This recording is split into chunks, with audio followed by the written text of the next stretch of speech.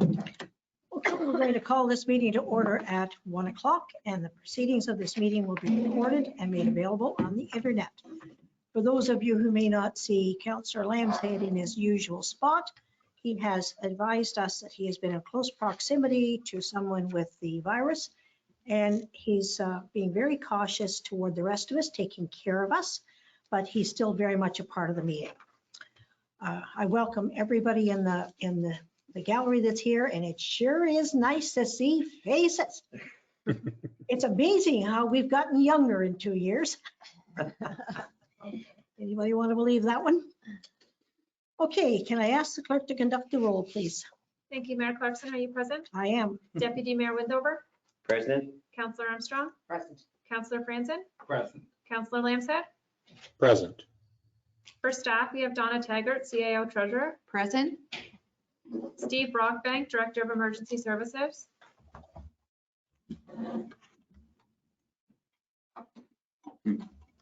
He's there. Evan Grieger, Director of Public Works. Present. Barb Waldron, Director of Building and Planning, CBO. Present. Adele Arbor, Planner. Present. Dylan Kosh, Director of Recreation and Facilities. Present. Ann Ruth, Deputy Clerk. Present. Sarah Dillamarter, Junior Planner. Present. Lynn Holtz, Economic Development Officer. Present. And Jesse Clark, Director of Corporate Services, Clerk is present. Thank you. So we're going to do the land acknowledgement and a moment of reflection, please. We respectfully acknowledge that Trent Lakes and Peterborough County are located on the Treaty 20 Mississauga territory, in the traditional territory of the Mississauga and Chippewa nations, collectively known as the Williams Treaties First Nation, which include Alderville, Beausoleil, Curve Lake, Georgina Island, Hiawatha, Rama, and Scugog Island First Nation. Trent Lakes respectfully acknowledges that the Williams Treaty First Nations are the stewards and caretakers of these lands and waters in perpetuity, that they continue to maintain this responsibility to ensure their health and integrity for generations to come. We will now take a moment to reflect on these principles and our duties and responsibility as members of Council.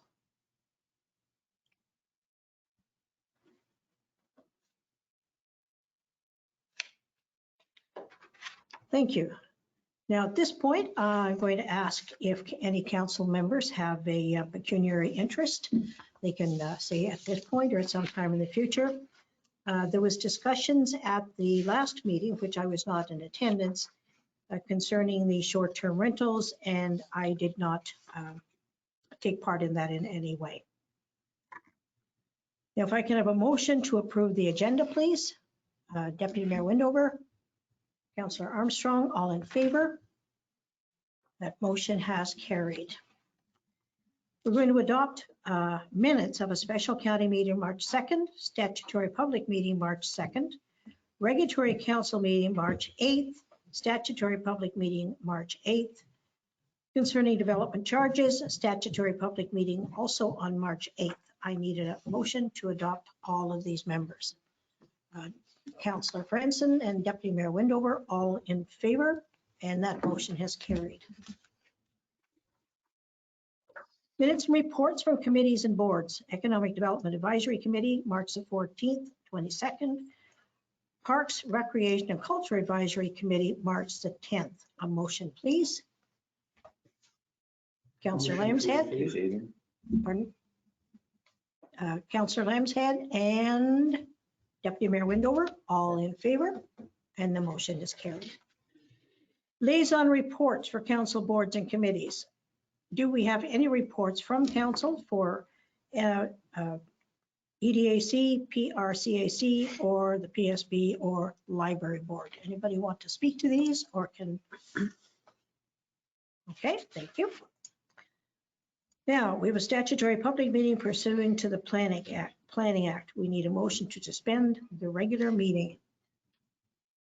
Councillor Armstrong and seconded by Councillor Lambshead, all in favor. That motion has carried. Okay, Sarah, could you introduce the file 2022-01? Thank you, through you, Madam Mayor. This is a public meeting under Section 34 of the Planning Act to consider an amendment to the municipality's comprehensive zoning bylaw, B 2014-070.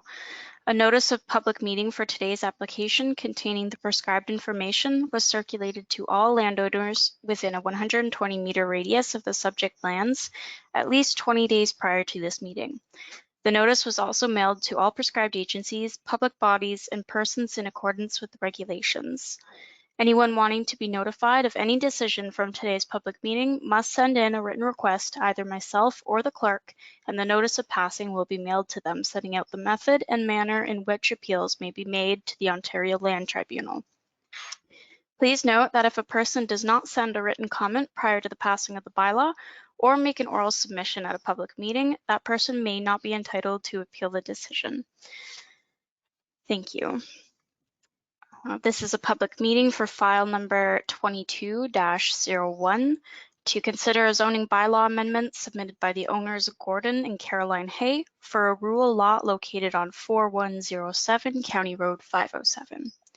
The subject lands have a lot area of approximately 29.8 acres or 12 hectares and a road frontage of approximately 400 meters.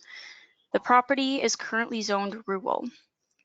The lands are proposed to be rezoned so as to fulfill a condition of consent related to file B-86-20. The consent application resulted in the creation of a new vacant lot with an area of approximately 17.3 acres. In support of the consent application, the applicant submitted an environmental impact study, which documented the hydrological features on the lot. The proposed zoning bylaw amendment application intends to rezone the lot to rural and environmental protection so as to recognize the hydrologic features identified in the environmental impact study. There is a planning report on the agenda from the municipality's external planning consultant, Chris Jones. Chris's report identifies that the proposed amendment will fulfill the condition of consent and is generally consistent with the provincial policy statement and growth plan.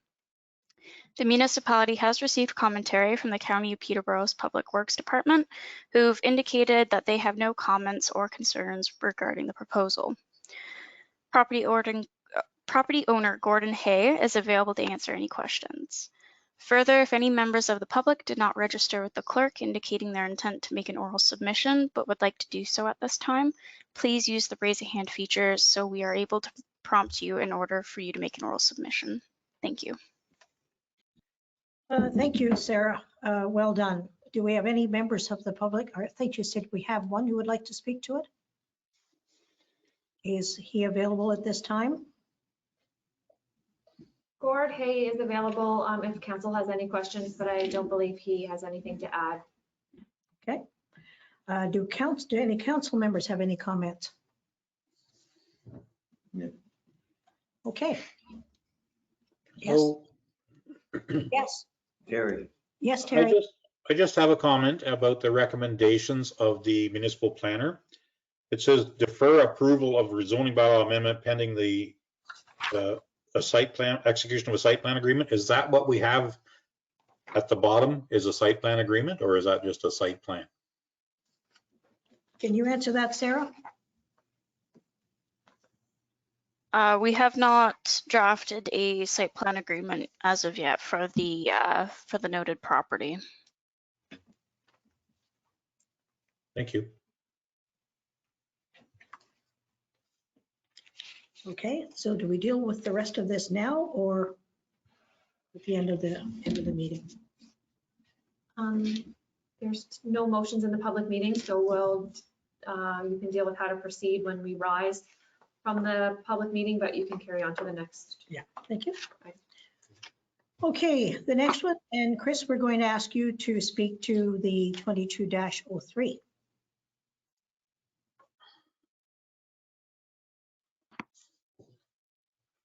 Hello, Madam Mayor.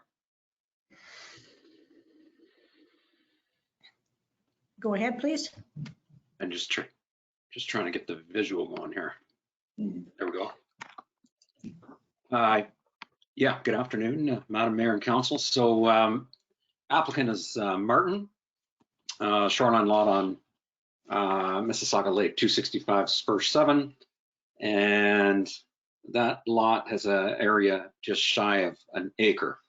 There is an existing dwelling on the property with a floor area of 862 square feet, an attached deck with 547 square feet, as well as an existing guest cabin.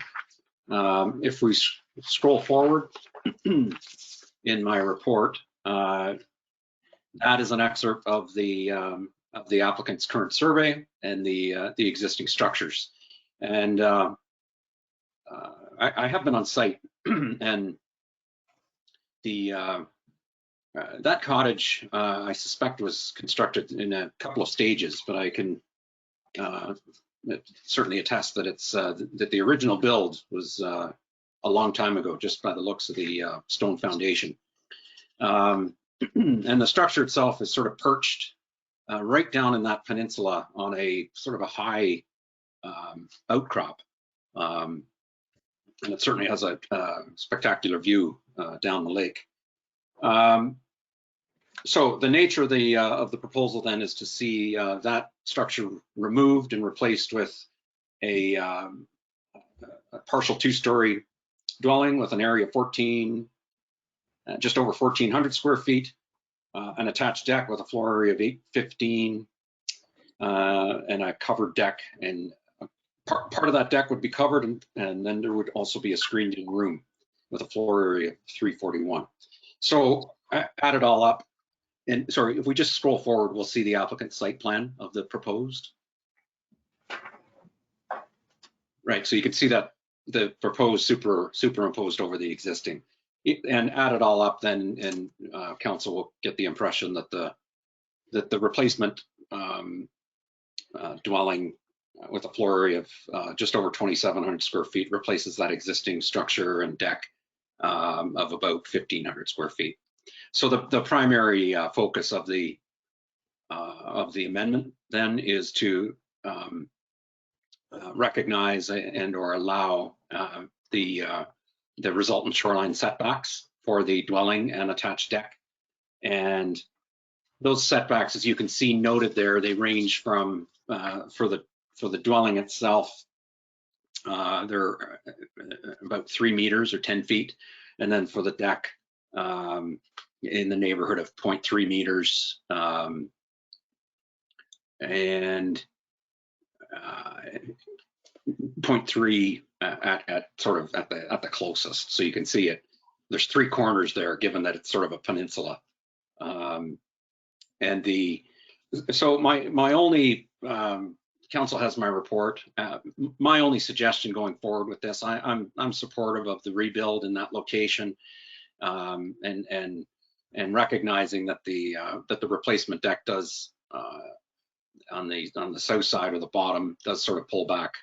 The dwelling and the deck does pull back a little bit from the shore. My suggestion at the corner of the where the proposed screen porch connects the new wraparound deck is that deck would just be pulled back. They're showing a setback of 7 meters. I'm suggesting that setback could be 2 meters and still avail access from the screen porch or screened-in deck to the rest of the wraparound. That's just the only real basis there, again, having been on site, that there is not an existing deck there. And so while I'm certainly prepared to recognize or acknowledge the existing encroachments, we are still sort of working with an official plan policy that tries to minimize new encroachments. That's my summary, Madam Mayor and Council, and I believe there is an amending bylaw for Council's consideration. Thank you, Chris. Do we have members of the public who want to speak to this? Do we know if we have anyone here? And are there questions from council members? Councilor Armstrong? Thank you, and through you, Madam Mayor. Chris, where's the septic located on this property? I may have missed The it. septic system? Yes. Oh. It's unfortunately on my excerpt, it doesn't show up there, but it is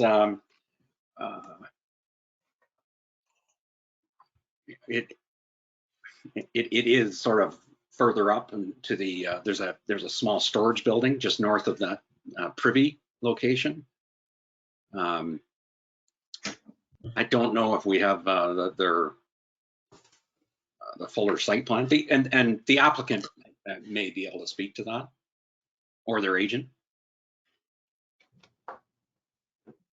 Is that person available? Because that was my question also.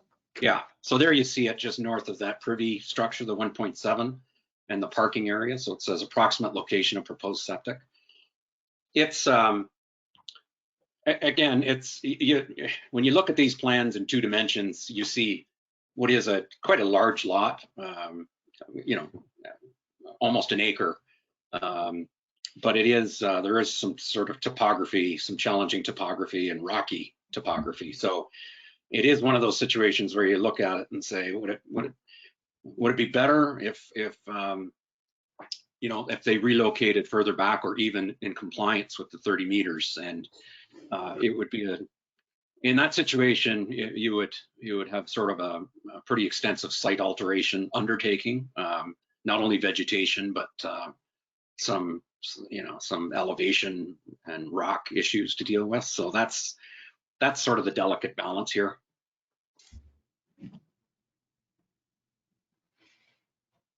Okay, have we any other, are you okay with that? That's fine. I mean, that was my concern, because obviously it's very close to the water. And I wanted to at least make sure that the septic was a reasonable distance away from the water, wherever it's feasible to put it. I guess the only question, the question that I would add to this is so far off the normal setbacks that we're supposed to look at. When other people come forward, because we have this all the time, some people are only say 4 or 5 feet away and we still make them see what they can do to get there. Does something like this not show up and say, well, what about that one? How do we, and I'm not saying that this shouldn't be. I know with the lay of the land and everything else that these things are necessary. But how do we justify this to the person who's told, no, you can't do that?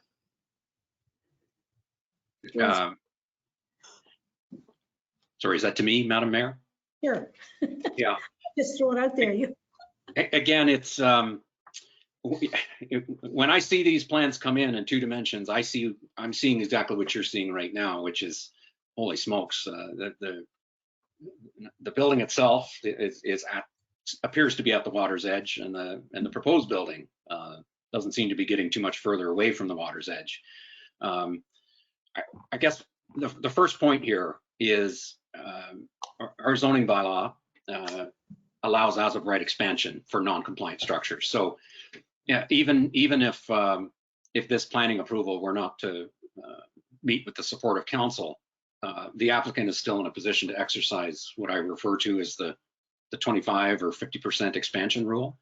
So that doesn't require you to move anything. So I guess that's one point. The second is, and again, the site visit that's why it's sort of a critical step for me, and ultimately reconciling or sort of forming an opinion on an application. But as I mentioned, this is a very high point of land where that structure is. So even though the plan suggests that the lake would be sort of lapping at the edge of the deck, that structure and the deck itself, I would suggest, and the applicant would probably know better, but it's all of 15 or 20 feet above the elevation of the water. It's very high up. Thank you. Okay, any other questions? Yes. I was just, excuse me, I was just going to add on to that, because we get asked that question a lot, and our typical answer is that every planning application is looked at on its own merits, and that one is not compared against another. We look at the land, we look at the use, we look at the features on the land. So everybody's different, and it has to be looked upon that way. Thank you. Can I get you to pull your microphone just a little bit? Sorry. Okay, if we could have a motion to reconvene now. Deputy Mayor Windover, Councillor Franzen, all in favor? And that motion is carried. Sorry, Madam Mayor, did the applicant want to speak or? Wait, did you just leave the public meeting? Yes, but I didn't realize the applicant wanted to speak. I don't know if they're there. We have the raise a hand feature on and there were no hands raised. We can put it back on if someone did want to speak. I think I asked and didn't hear, but that doesn't mean that there wasn't somebody there. Okay, let's move on. So business arising from this meeting, Sarah Delameter, Junior Planner. You're on again, please. Thank you through you, Madam Mayor. There was a public meeting held for file number 22-01. At this time, staff are recommending that council receive the report from the planning consultant, Chris Jones, and defer approval of the zoning amendment pending the execution of a site plan agreement to implement mitigation measures and recommendations of the environmental impact study. Okay, could I have a motion, please? Councillor Lambshead and Approve that. all in favor? Carried. Okay, Chris Jones, planning consultant for Martin, please.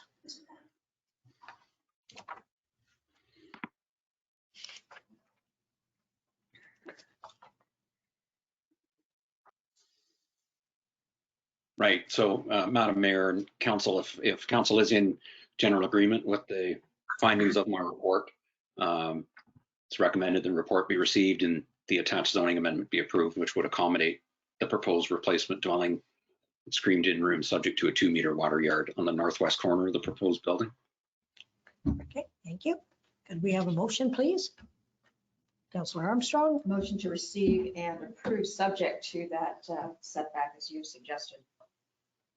okay, and seconded by Deputy Mayor Windover. All in favor? Motion is carried. Okay, presentations. We will now have a delegation from Richard Stiganga, partner Baker Tilly, regarding annual report for 2021. Please unmute your audio and or share your camera and make your presentation. You will have 20 minutes and we'll ask council that all questions are saved until the end of this presentation.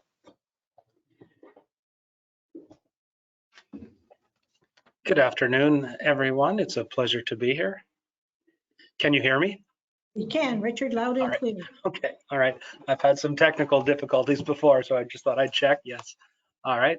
Yes. So what we're here to present the results of the audit for the year end December 31st, 2021 for the municipality, and the plan here is to run through this document that we have here on screen. And so perhaps if we could go to page 2 of the document. I'm not sure if I have control of the presentation. Okay. All right. So then, so the draft financial statements are a rather large document, and what we have here, this presentation summarizes that and gives you some additional information for the municipality. And then the first 2 pages right after the management report is the independent auditor's report, which is our report on the financial statements. And the second paragraph within the 2-page auditor's report is the important paragraph that, in our opinion, the accompanying consolidated financial statements present fairly in all material respects the financial position of the municipality of Trent Lakes at December 31, 2021, and the results of its operations and its cash flows for the year then ended in accordance with Canadian public sector accounting standards. So that is your standard, clean, unqualified auditor's report. A couple things here to point out. Of course, when it does say consolidated, the results you will see here both include the operations of the township as well as the library board, and then as well too the Canadian public sector accounting standards, more commonly known as PSAB. That's how these financial statements are put together, which is different than how you budget and set your tax rate. So I will try to maybe point out a few of these items as we go through the presentation. So then But then moving along, just to giving ideas to some of the audit procedures that we do perform. Reviewing of council minutes, we do both substantive testing and being sampling, analytical review, looking at management estimates, as well as looking at your various inflows and outflows and how you process financial information, looking at those streams and looking at the related control testings that are involved with looking at the revenue disbursements and payroll and journal entry streams within the municipality's financial systems. And then following that, just an overview as to where we are at within the audit. The audit is complete pending council approval of the financial statements, receipt of the signed representation letter from management, as well as the receipt of the legal letter that has been requested. Overall, though, there were no significant difficulties encountered during the course of the audit, and as well too, nothing that impacted our audit procedures. So that's a usual and normal thing. So that is good. And overall, there were no changes to our audit plans or disagreements or difficulties with management. Excellent cooperation from your staff and management, and as well to the within the draft audited financial statements, the standard COVID note does remain in there. So that's just noting the uncertainty caused by the pandemic. And then as well too, there were no unadjusted differences. So everything that may need to have been adjusted for was adjusted for by your staff. So there's nothing on our schedule of unadjusted differences. So that is good. So then that's a summary of where things are at. And I think too, the working well, your staff working well is an indication of course, the financial results being available today at the March meeting. So that's always good. And then now we move along and take a look at the numbers overall within PSAB. The first area is the financial assets on the statement of financial position. So then this just breaks down your assets that are either cash or amounts that can be turned into cash. Overall, cash remains your largest financial asset, and that has increased year over year. A number of reasons for that is the fact that you do have some more development charges and gas tax funding that you had received that you hadn't spent yet as well. You were able to increase your reserves by approximately $1.9 million this year. And then as well too, when you take a look at your accounts receivable in 2020, you'll see there that it was almost $1.9 million. And that's because you had a large amount outstanding last year for the Beaver Lake Road project from the senior levels of government. And those funds were collected this year, which then increased your bank balance in comparison to the previous year. And then this year, your receivables are returning back to their more normal amount, with the largest one being your HST receivable that does get claimed after the year end, and as well as money owing for the Galway Hall siding project. At the end of this year, your taxes receivable both went down dollar-wise and percentage-wise of the levy, and at the end of 2021, you're sitting at 6.4% of the total levy, which puts you well within the low risk range of under 10% as suggested by the ministry. So we continue to have a good percentage there. Now the following page then does highlight the growth of those amounts over time. And you can see there the 5-year comparison of that.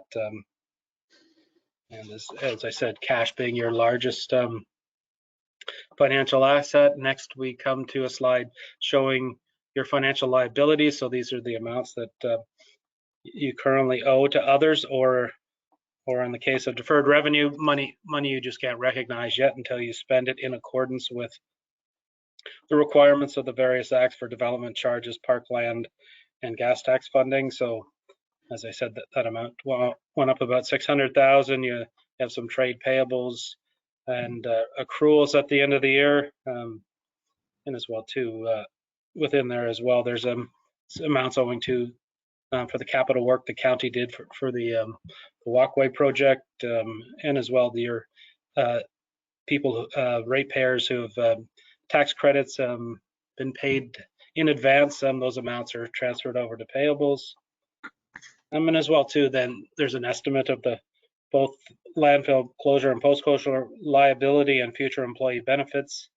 The landfill amount is decreasing as you are getting closer to the point where you ideally don't have to do any additional work on those sites. The future employee benefits liability is just actually determined, trying to estimate the cost of those benefits while the employees are actually working and trying to match that up as to when they provide the service. Those last two items, the landfill closure and the employee future benefits, are both items that are treated as unfunded liabilities and then just get paid down and included in your tax rate budget as you think you're going to incur those costs.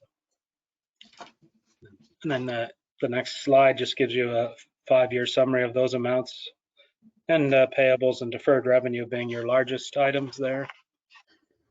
Next, we move along to the non-financial assets. And then these are the largest component of your assets, being your tangible capital assets, the hard assets that you own, roads, buildings, land, and all those type of vehicles and equipment. So those are items that you have, that you hold on to provide services. So that's why they're a non-financial asset. You don't normally try to turn them into cash.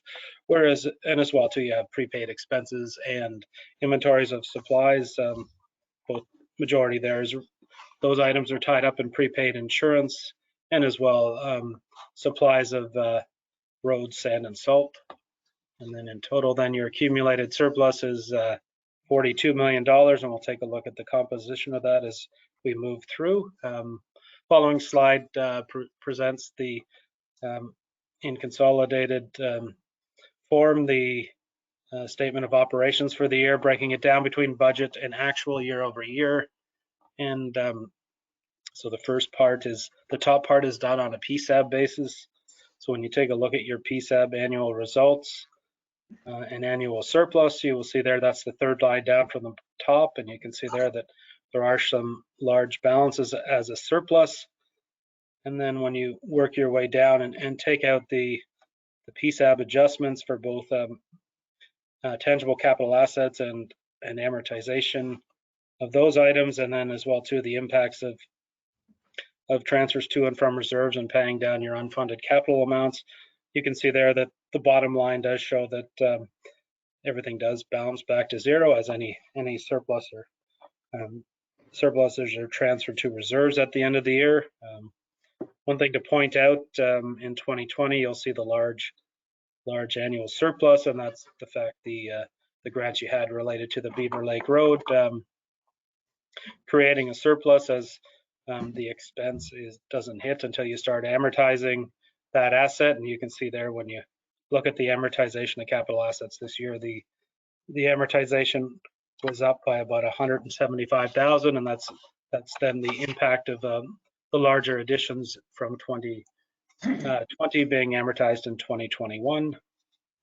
The following slide then provides you an analysis of your accumulated surplus and your tangible capital assets, and you are on the right side here. The goal there is to ensure that the orange bar is larger than the blue bar, so that all your equity is not tied up in your capital, so you do have available funds there, so you can do projects moving forward. Next slide represents just your total revenues, expenses, and annual surplus over the last 5 years. And you can see there every year you are generating a PSAB surplus.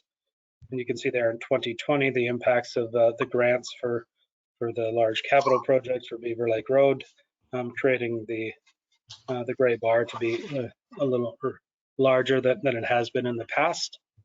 And then if you take a look at the following slide, you will see the actual revenues and expenses, and you can see there that your actual revenues were higher than budgeted. A number of things there within that line item contributing to that. So that's in relations to safe restart funding within the federal and provincial grant lines, and as well to money within there, as I said earlier, for the Galway Hall siding project and OCIF funding, and as well to the large increase this year you did see in your building fees being up significantly from prior year and over budget, causing your user charges to be higher.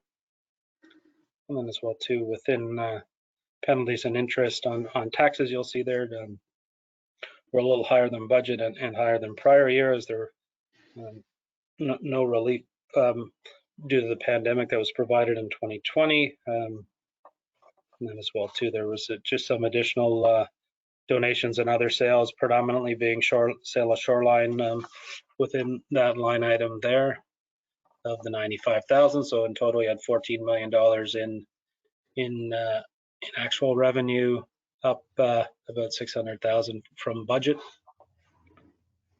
And then the following slide just gives you a pie chart of those amounts. And as usual, property taxation is your largest revenue. And then the following slide then shows you where you spent those funds overall. Most areas were below budget, and with both within general government salaries and materials all being down, creating a variance there. Protection services, so that includes fire, your OPP costs, transfers to the conservation authorities, protective inspection and building services, and the building services were up a little year over year, consistent with the increases in activity for, the increased revenue. Transportation services overall, they were below budget. Winter control costs were less than budgeted, but amortization came in about $135,000 higher than budget as the new assets were put into service. And then most of the other areas were all under budget as a result of not spending the entire amount and limitations on what you could still do in 2021, and as well too, and that applied for both rec and cultural services, and that does include the library. All services includes the cemetery operations and medical center, and planning and development. There were just some items like the community improvement plan that didn't incur any costs. And then the following slide then just gives you the pie chart of that. And then the following page provides you an idea of the type of expenses that were incurred. And as usual, salary and benefits are the largest expenditure, as that's how you provide most of your services. When you look at contracted services, the biggest contract there within there is the OPP, coming in about $1,650,000. And as well too, within building and bylaw, there was some contracts that were utilized this year that were not in the past, so that's causing that cost to be up. And you can see there the your amortization was higher than prior years. And as well too, external transfers are amounts that you give out to community groups and the Conservation Authority. And then the following slide then provides you the pie chart of that. And next we come to the accumulated surplus slide. So this then gives you an idea as to where your $42 million of accumulated surplus is sitting. Majority of that is tied up in your invested in capital assets of $26 million as well. And also within there is some unfunded capital, that your internally funded projects for both the fire hall and public works. Those amounts are down to about 400,000 at the end of 2021.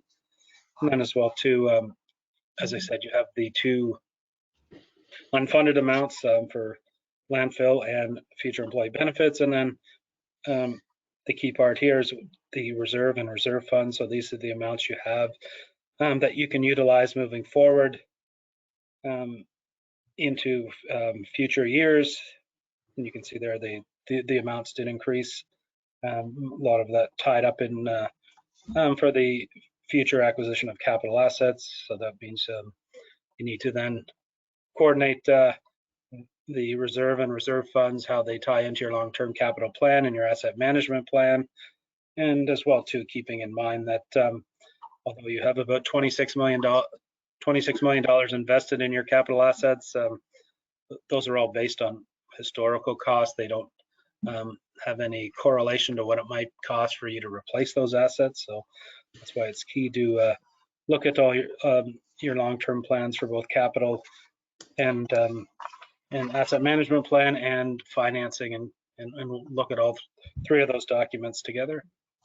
Following slide then just gives you a reserve and reserve fund summary over the years, and you can see there you are increasing your capital amounts, and then as well too, your water systems do have their own dedicated reserves, so they are segregated and self-funded through fees, so that those amounts are set aside there. And the next slide then gives you an idea of where you spent your $2 million in capital assets.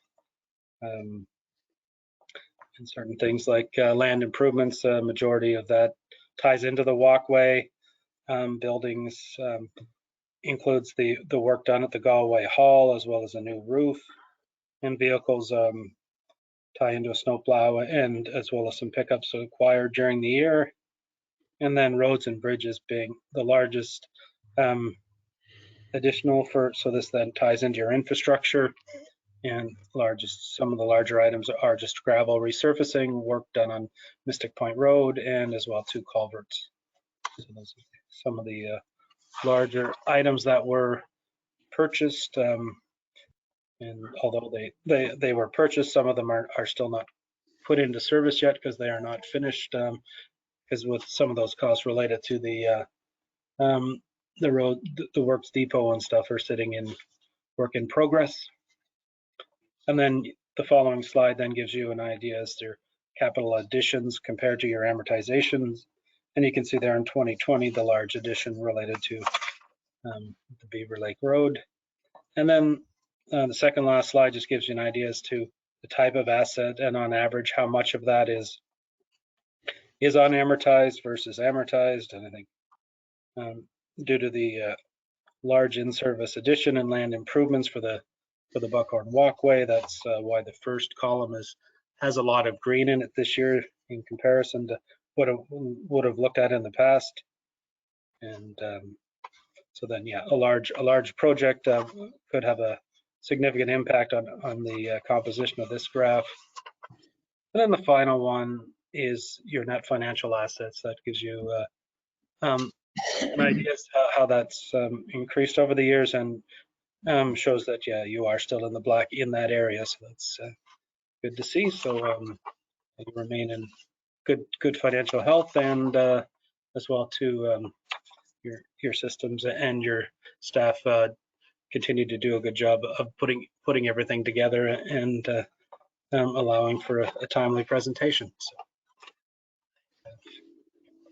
So, summary of my presentation.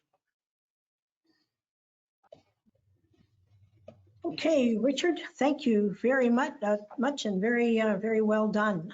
And I think I speak on behalf of the council as well. Thank you, Donna. This will be the last budget presentation that I will attend. And I think I've attended, Donna has been there for everyone that I've been since I got on council. And the end of the day is always the same. Everything is being well taken care of. There's no hiccups in it, and that cannot be said by a lot of townships. So I know Donna would like to also include all of the people that have helped her. It's not a one-person job, but she does lead the pack, and well done. Thank you. Now, do we have questions from council concerning the presentation that we've just heard? Boy, this is a good group. But I knew there'd be one. Try not to look at me, I know. Thank you, through you, Madam Mayor. Richard, I have just one nitty question and one comment. The nitty question is on slide 13. Could you just tell me the slide title on that one? Financial activities dash. Oh, there it is. Okay, yep. And it was on federal gas tax earned. I just Yes. wasn't sure why there was nothing in the 2021 actuals. I think, I suspect that relates to the fact that some of your capital, you'd budgeted about $3.2 million in capital and you only incurred 2.1 million.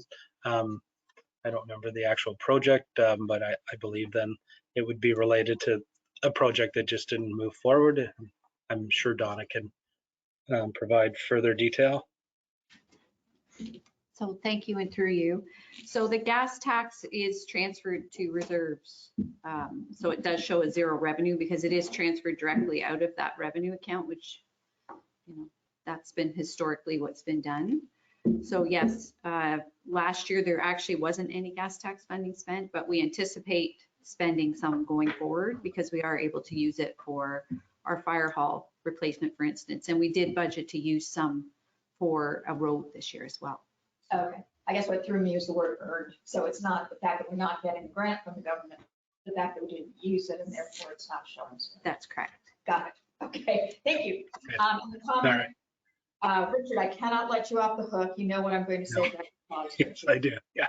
Yes, every table goes from right to left and every chart goes from right to left in terms of sequence of years.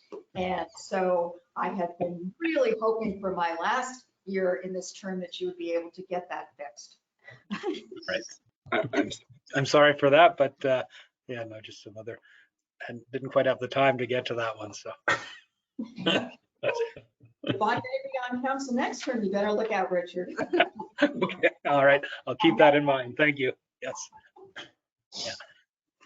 Thank you. All right. Okay, any other comments? Can we get a motion to accept this? Yes. Yes, thank you through you, Mayor Clarkson. And I would also ask that council authorize the mayor and CAO to execute the management report as well as receiving the presentation. Okay. Anybody care to do that? Councillor Franzen, and go ahead. Peter? Go Yeah, ahead. I'd make a motion on that recommendation that we receive this report And authorize. and authorize Dale.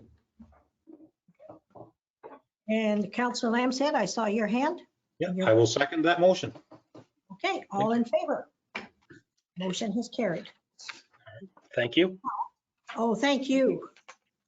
Now we are going to go to Katie Krylov, Wilderness Committee, and Jana Klein regarding gravel mining reform campaign.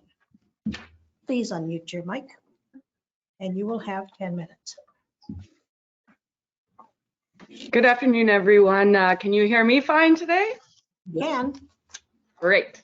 Well, thank you for the opportunity to speak to you today. My name is Katie Krylov, and I work as the Ontario campaigner for the Wilderness Committee, which is a charitable organization that works to support people-powered protections for woodlands, wetlands, wildlife, and climate.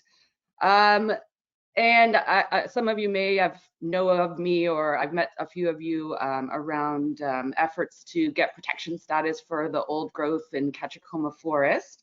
But I'm actually here to speak to you today as a partner in the Reform Gravel Mining Coalition. And so this is a coalition that took about a year to get ourselves organized, and we launched in late January. And we're really trying to look at finding a new, more sustainable path forward for gravel mining in the province. And I say gravel, we use gravel kind of as the more well-known term, but I mean really than aggregates, but really we're referring to aggregates, crushed stone, sand, and gravel. The coalition has 4 partner members. So Wilderness Committee, the Water Watchers, Environmental Defence, and the Council of Canadians. But since we've launched, we've had about 38 community groups from across Ontario join in support of our activities. And we've had over 4,000 people and growing every day sign our petition for what our campaign that we call Demand a Moratorium Now. So DAMN, the DAM campaign is what we call it.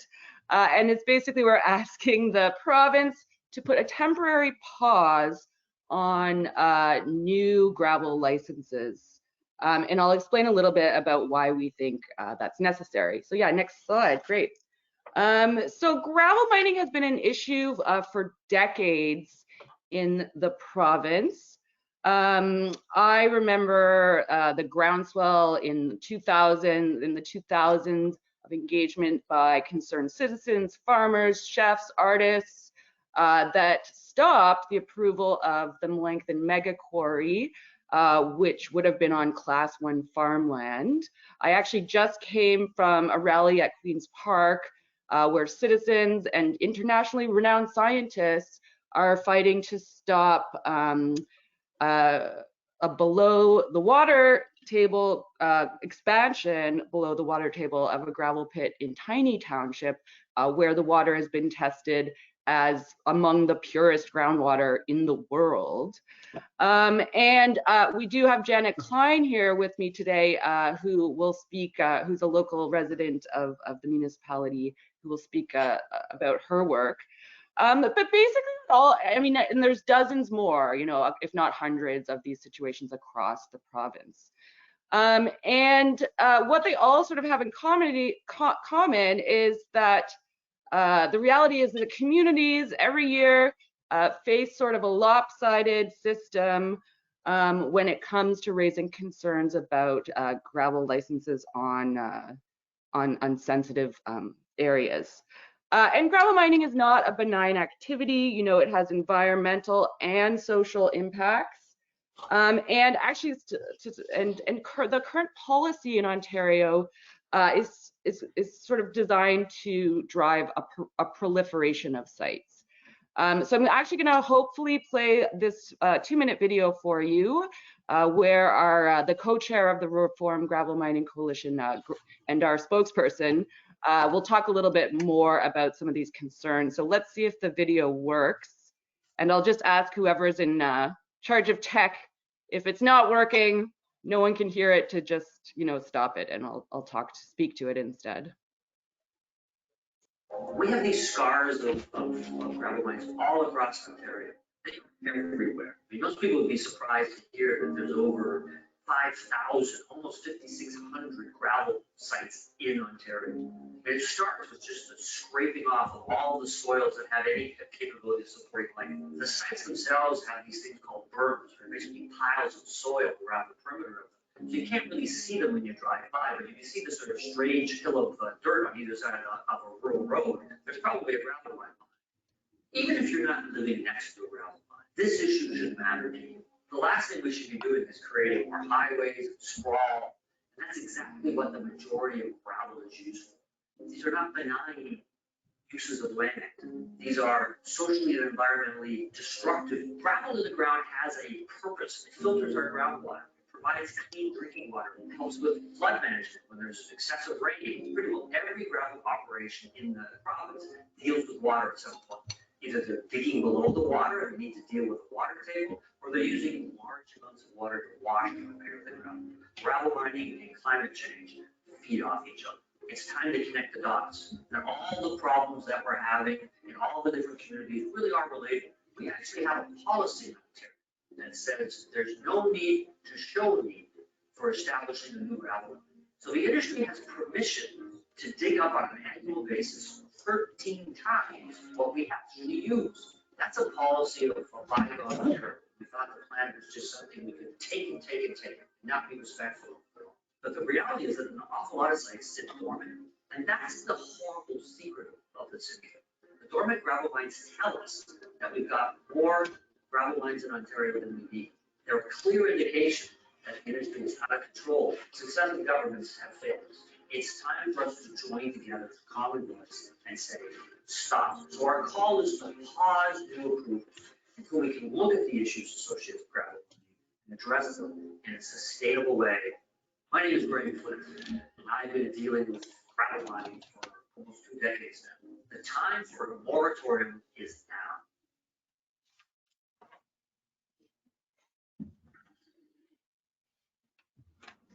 Okay, great. Can we go back to the slide? Awesome. Yeah, I mean, so hopefully that video got through some of the messaging, but I do want to just point out some of those numbers again. So currently, there are over 5,000 gravel pits and quarries licensed in Ontario, and approximately 5,000, on average, 5,000 acres of land. A further 5,000 of land is lost per year to the industry. There is currently 13 times more gravel licensed than is used annually in Ontario.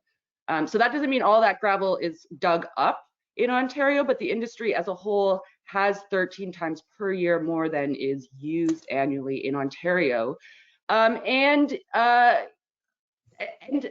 what we've seen looking at the numbers is that with population growth, over the past 20 years, Ontario's population has risen, but the use of aggregate has actually stayed the same. So aggregate use isn't rising with population.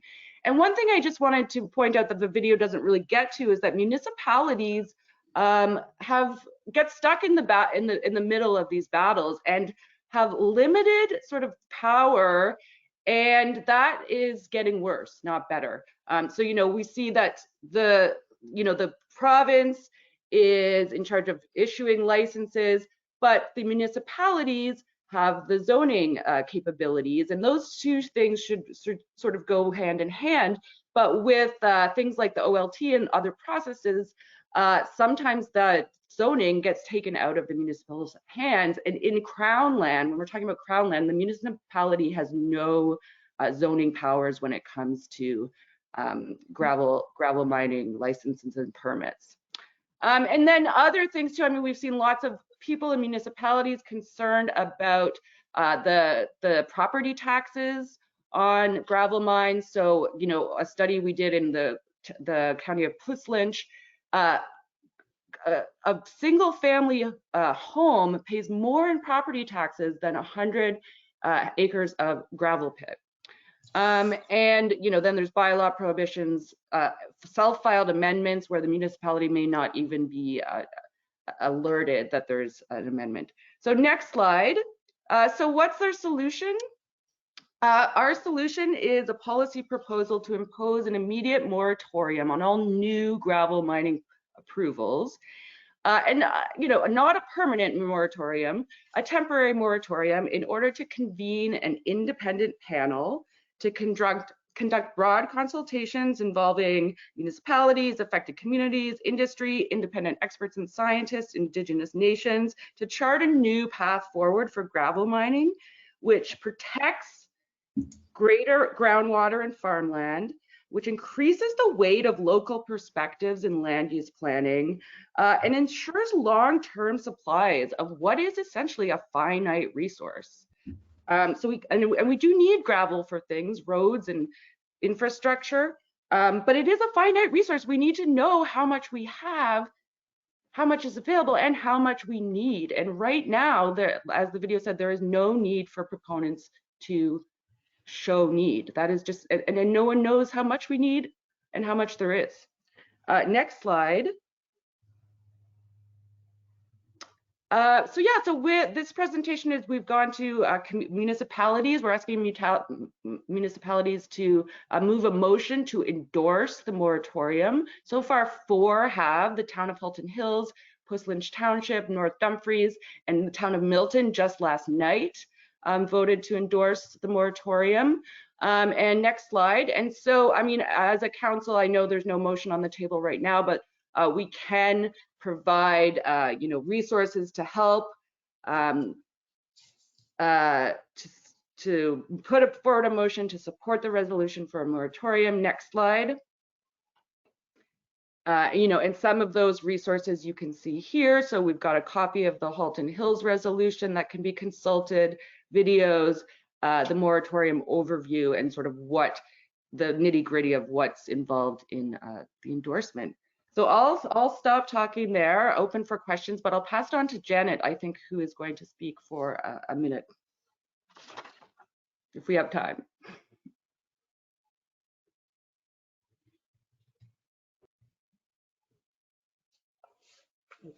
Can you hear me? Yep. Okay. Hi, everyone. Mayor, Deputy Mayor, and councillors, it's nice to be here today, and thanks to Katie for asking me to accompany her here today.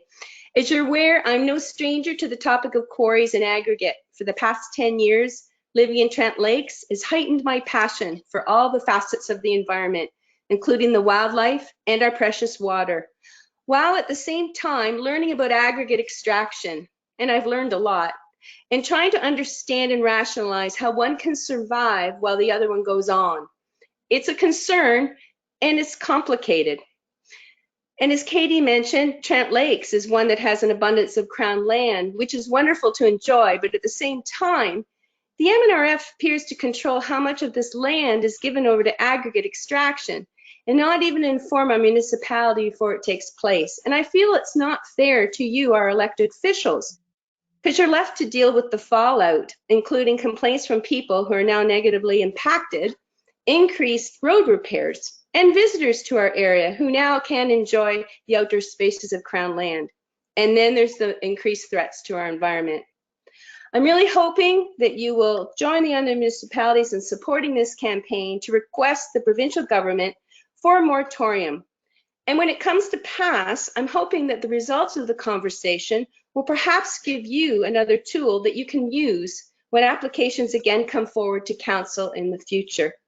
The moratorium is not to ban anything, but it's to stop and take a breath, reassess, have a meaningful discussion with all involved parties, and reevaluate the need for our precious resource.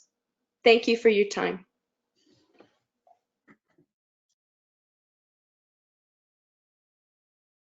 Deputy Mayor Windover, Mayor Clarkson has excused herself, so you're now chairing the meeting. Oh, okay. Thank you. Yeah. Any other comments? Yes. I have a couple comments. I viewed two of your town halls. They were very excellent, and I do support your endeavors. And I'm planning to bring forward at our next council meeting, I'm going to plagiarize the notice of motion from Halton Hills and bring it forward to council. Amazing. Thank you so much. Yeah, and I mean, we are a coalition that's here for resources, for questions, you know, anything, any sort of resources that are needed. We're here to help.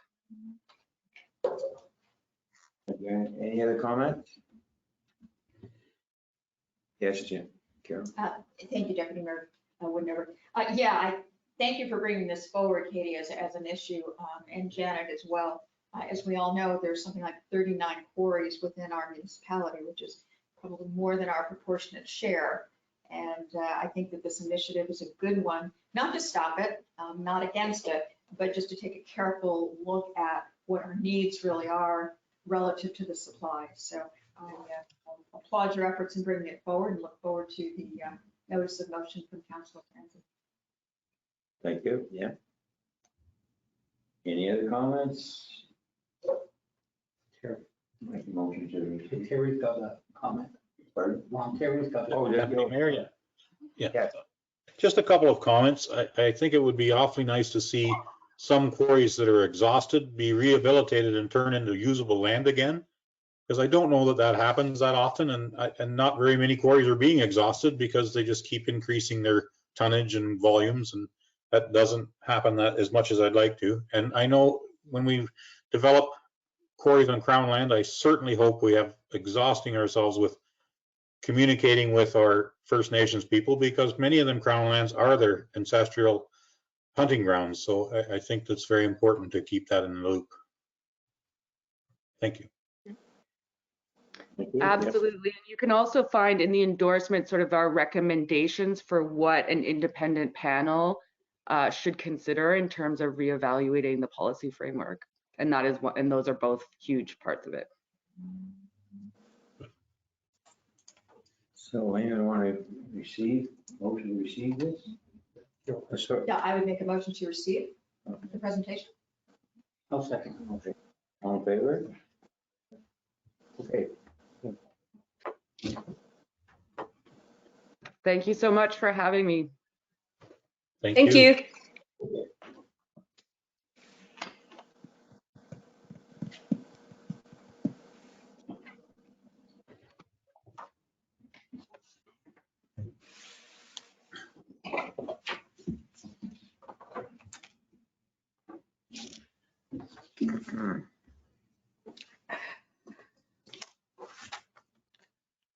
Okay, we'll now have a delegation from Karen Shear, Citizens for Alternative Transportation in Trent Lakes. And it's going to be regarding, obviously, alternative transportation. Please unmute your audio or share your camera. You will have 10 minutes. Oh, can you hear me okay? You can. Perfect. Hello, Madam Mayor and Deputy Mayor and councillors. My name is Karen Shear, and I've come here today to share with you that I have started a citizens group in Trent Lakes and calling it Citizens for Alternative Transportation in Trent Lakes. And so what I aim to do is gather citizens in the community who have an interest in supporting eco-friendly transportation alternatives for our community. And so I've started putting out information for anyone interested to contact me.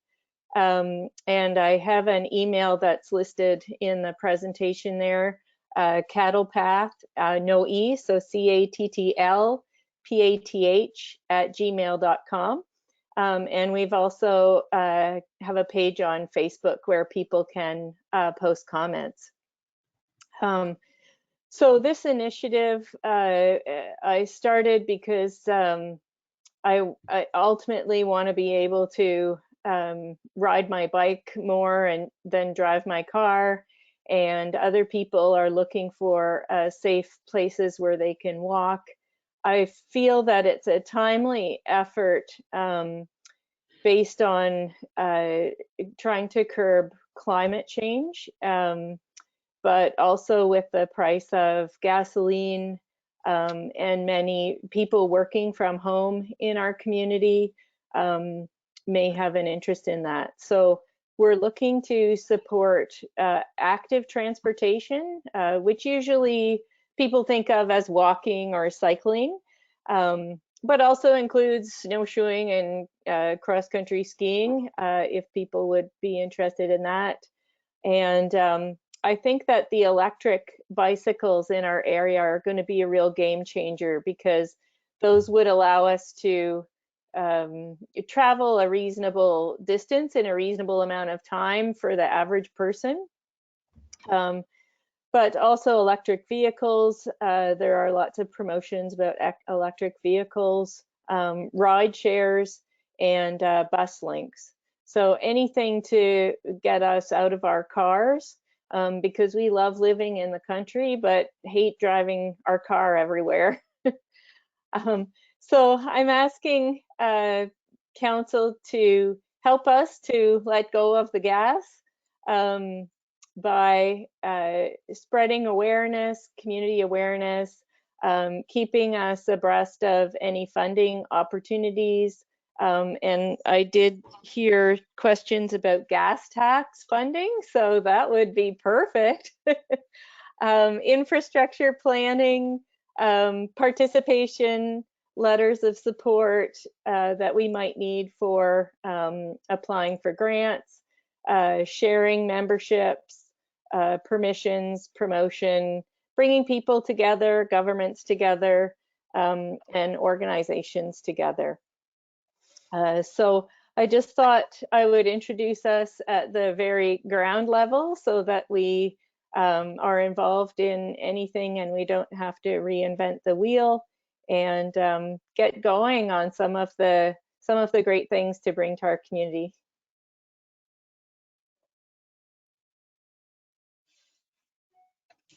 Okay, are you finished, Karen, or did we? Yes, yes. Where do we go next? Okay. All right. Have we got questions from the gallery, please? Peter. Yeah, I have a comment. I think this is a great initiative, and I'm wondering if we could put it on our website as a link so that you would get you'd have better access to the ratepayers in the municipality that share your vision. I would appreciate that. We do have a website that's coming up to launch as well. So once we have that going, I can send that through if I know where to send it to. Councillor Armstrong, please. Thank you. Through you, Mayor. Great initiative, and as you say, I think very timely, Karen, for all kinds of reasons. And I know you're hooked up with the county as well, because a lot of our thoroughfares are actually county roads. What I would like to see is that you touch base with our Parks, Recreation, and Culture Committee, as well as our Manager of Recreation and Facilities, Dylan Kosh, because they are putting out, or will be putting out imminently, an RFP for strategy around open spaces and with particular focus on trails. And I think this dovetails very nicely with connections between both our attractions, but also our businesses within Trent Lake. So there may be an opportunity to put something in the RFP that at least looks at this as one of the potential benefits or outcomes of that strategy. So I will send you Dylan and Bob Tiller-Vasey's emails, the chair of that committee, and think that that might be a productive next step. Thank you. Anybody else? Okay, I have two comments. Have we got an electric charging place anywhere in the area yet? I don't think so. Is there one? Yeah, Catchacoma Marina. Okay, so Catchacoma Marina. So again, that should go on the website. And the other statement I have you ridden our roads on a bike? Well, because we are promoting something that, in my view, until there is more work done on shoulders, is not safe. We don't have lights. A lot of our roads aren't even properly lined. And I agree with you 100%. It's the best way to go. But until the infrastructure can accommodate it safely, I wonder. Comment. So I have actually, I've ridden my bike from Mississauga Dam Road to Flynn's twice. Actually, one time with flat tires. And I agree with you. There's a lot that needs to be done safety-wise. And when I'm looking out there, I see that the snowmobile trail goes right alongside the road in the absolute perfect place to ride my bike. So I'm wondering if that would be a better place if we are thinking of investing in infrastructure, and I know it's a long-term plan, but that where the snowmobile trail goes and they only use it in the winter time, I'm sure they would be, well, I've spoken with them, but not opposed to bicycles using it. But I'm going to try that as soon as the snow melts. There's two sections that go on private property that would need to be negotiated. One of them was actually Gordon Hayes' property, I think, from the meeting. So I really wanted to ask him about that. But even if it went on the road in parts of it, I think it would be much safer going along that trail. It'd be perfect. So my plan was to try it out and to see the feasibility of that. Yeah, do you have mountain bike tires or have you got the little tires? Well, the mountain bike, got the little skinny ones will not. Yeah, no, well, not in its current state. So the issues with the rest of the trail are actually mostly vegetation, because the vegetation grows up, and then if not enough people are using it, then the vegetation is it's too overgrown to maintain the path. But there's things that can be done about that. And then the other thing is, of course, the private pieces. But some of those private pieces, you could come out to the road because it's in a wide enough place where the visibility would be good. And then the third thing is the limestone. Some areas of the limestone have large gaps in them, which are really dangerous for a cycle. But again, there's things that can be done about that too. Okay.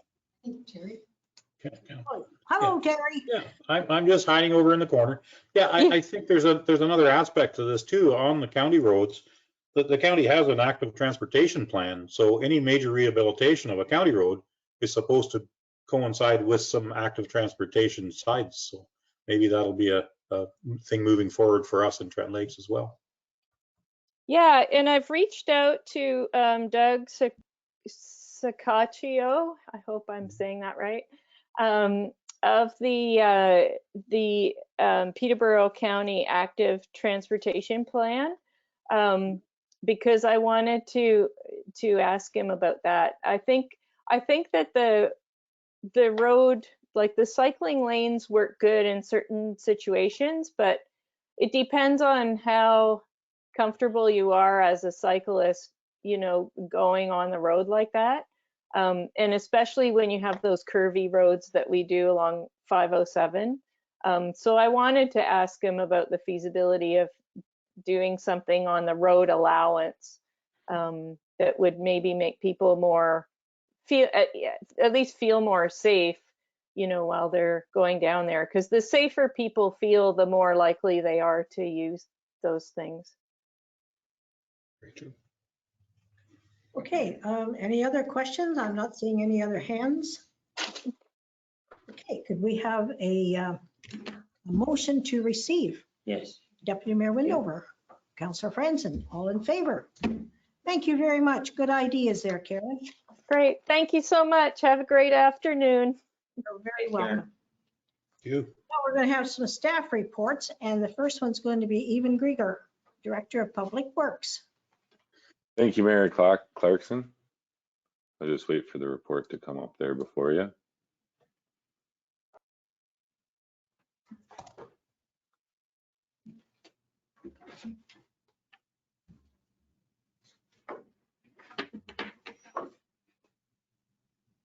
So through you, Mayor, to members of council, before you today is a Public Works report requesting council's direction in regards to ORV use on county roads.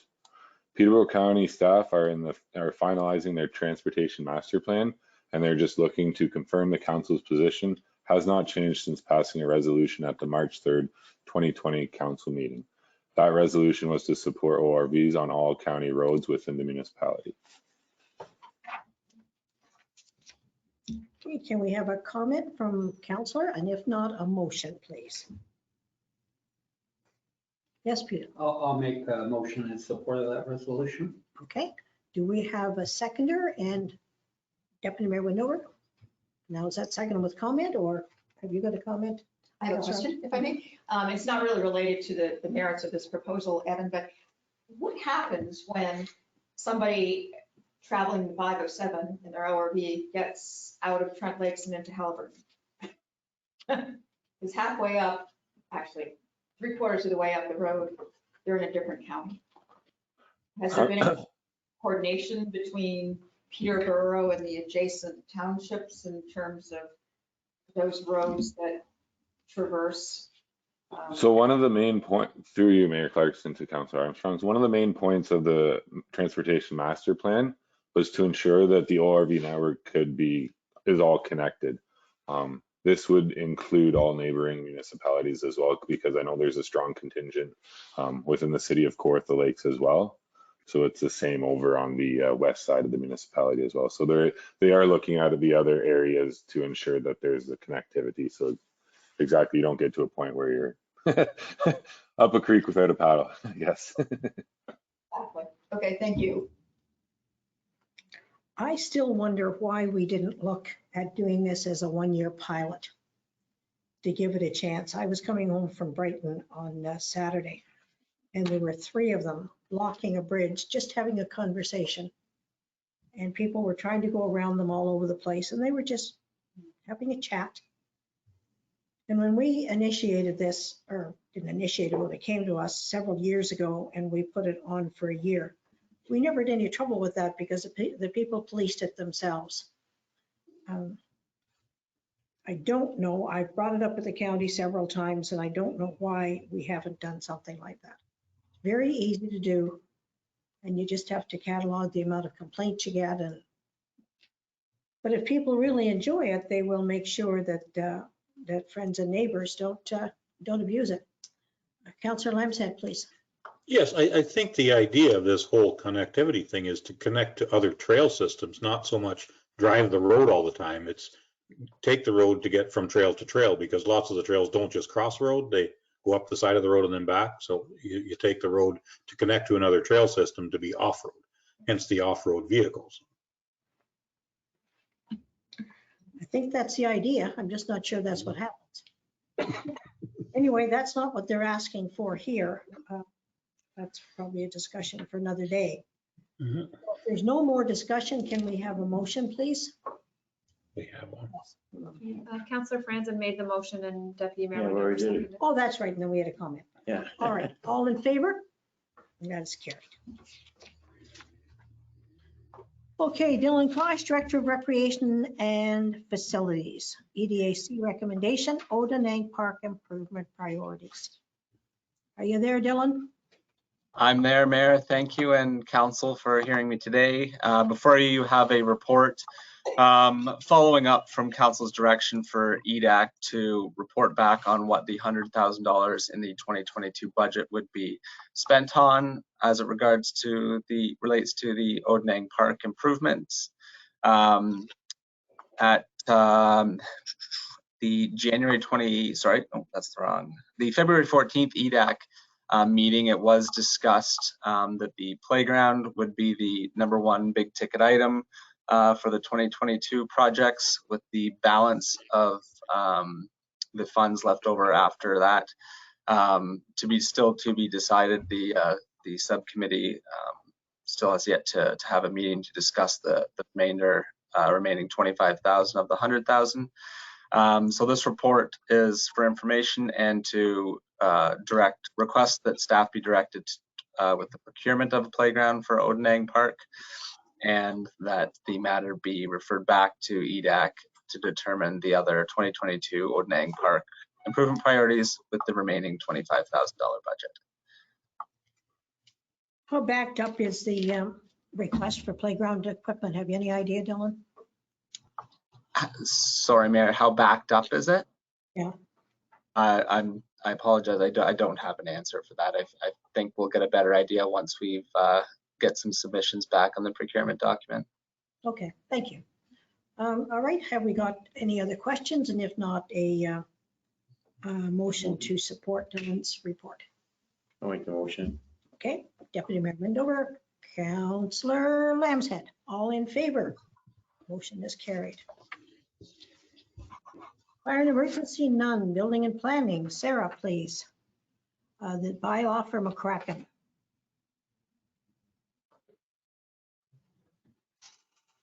Thank you, through you, Madam Mayor. On today's agenda, there's a request for a deeming bylaw from property owners Vicky McCracken and Gary McAlpine. The property owners wish to merge their 2 properties together so that they may construct an accessory detached garage on what is now considered the vacant lot. Since the 2 properties are lots on a plan of subdivision, a deeming bylaw has to be registered on title to deem the lots not on a plan of subdivision for the purpose of Section 50, subsection 3 of the Planning Act. Staff are recommending that Council receives the report and support the deeming bylaw for lots 33 and 34 on Plan 39. The proposed bylaw is on the attached agenda for today. Thank you. Thank you. Can we have a motion, please, or comment?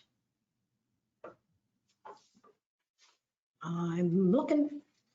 Councillor Armstrong. I would make a motion to receive the report and support the deeming bylaw. Okay, do we have a seconder? Deputy Mayor Wendover, all in favor? Motion is carried. You again, Sarah.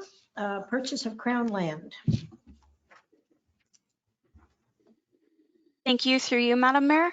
On today's agenda, there is a request for municipal comments regarding the purchase of Crown land on the parcel municipally known as 24 Fire Route 232.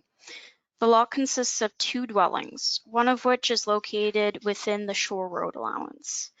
Staff are recommending that council supports the request to purchase the Crown land with the conditions that the property owners purchase the Shore Road allowance and remove, relocate, or apply for a zoning bylaw amendment application to recognize the existing non-compliant secondary dwelling prior to the closure and conveyance of the original Shore Road allowance. Thank you. Hey, can I have a comment, please? Anybody care to comment or make a motion? Hello. I'll make a motion to support staff's recommendations. Okay, thank you, Councillor Franzen, and a seconded. There he is. Hello, Councillor Lambshead. I just had a comment about it also, if that's okay. Yep. I would second it. And it just makes sense to tie that all together as one parcel rather than have 2 different parcels. And I do support all the conditions. Okay. Thank you. All in favor? Motion is carried. Okay, Barbara Waldron, Director of Building and Planning, CBO, Buckhorn Sports Pad. Thank you. Good afternoon, Mayor Clarkson and Council, and through you, Madam Mayor. The report on the Buckhorn Sports Pad has been created using the feasibility study and applying the Ontario Building Code to the current building and the proposed changes/additions to the current building. I have viewed this project through the lens of building safety and liability only and have kept any personal views of interested parties or notes in the files out of the process of analyzing the structure as it sits today and with the potential changes. The purpose of this report was to provide council with some insight into the code requirements that would need to be imposed onto the proposed construction. But this exercise also highlighted areas where the code requirements should have been imposed during certain stages of work taking place previously, including the install of the roof and the install of the boards. The building department remains impartial as to what the future plans for this structure will be and serve only to ensure whatever decision is made in regards to the existing structure and any proposed supporting structures comply with the OBC and have all life safety mechanisms installed.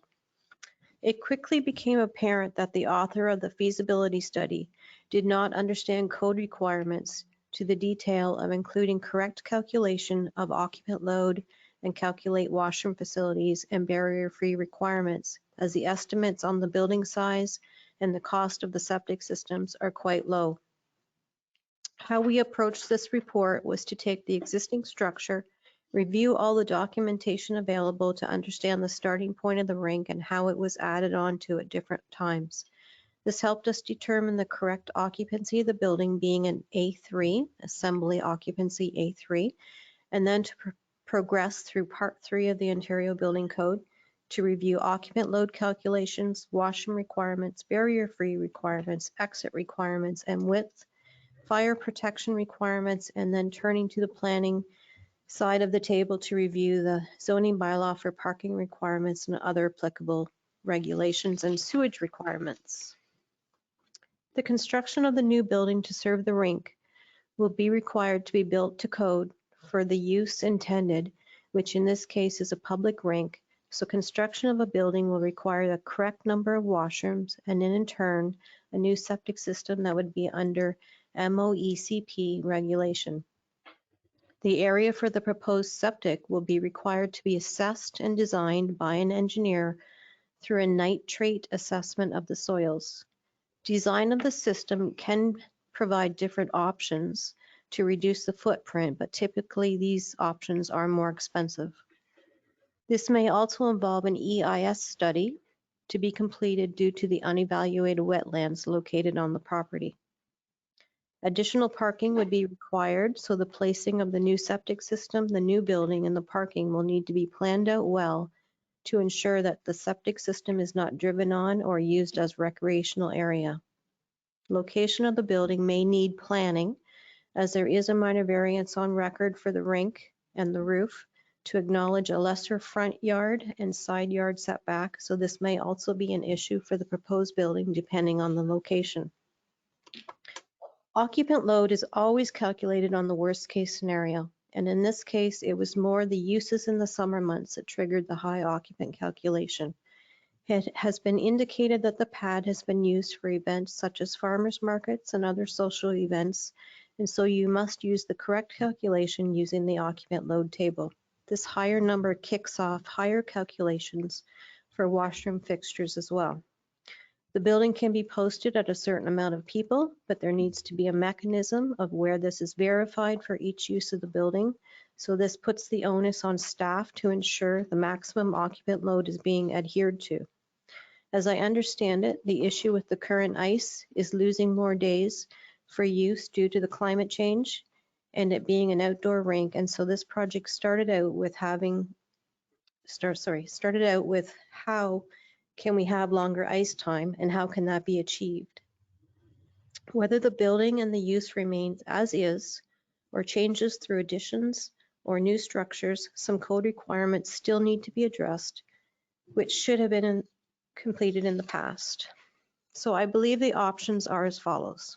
Option A, leave the building and the use as it currently sits today.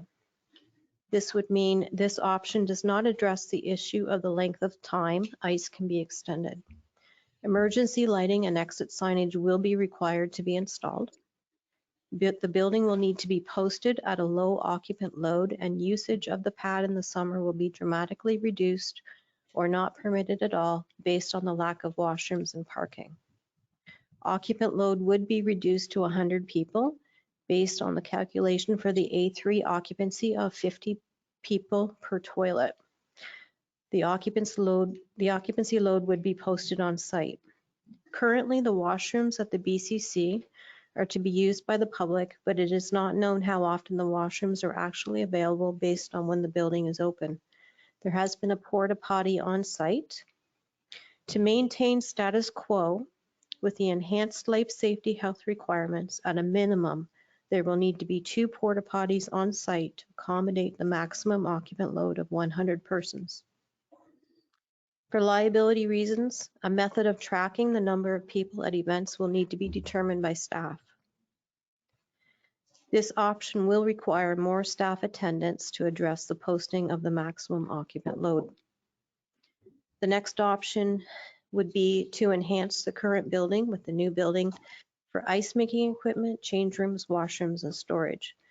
Existing rink surface will need to have emergency lighting and exit signage. Width of the exit will need to be addressed with the additional exit from the ice to be added. Barrier-free path of travel to be provided to the connecting service building. Service building will be required to be large enough to construct 2 washrooms with the appropriate number of fixtures, a universal barrier-free washroom, which by the way is at a minimum 10 feet by 10 feet. So there's 100 square feet gone in one bathroom alone. Barrier-free paths of travel to and throughout the building. A room for ice making equipment. Change rooms, male, female, and family.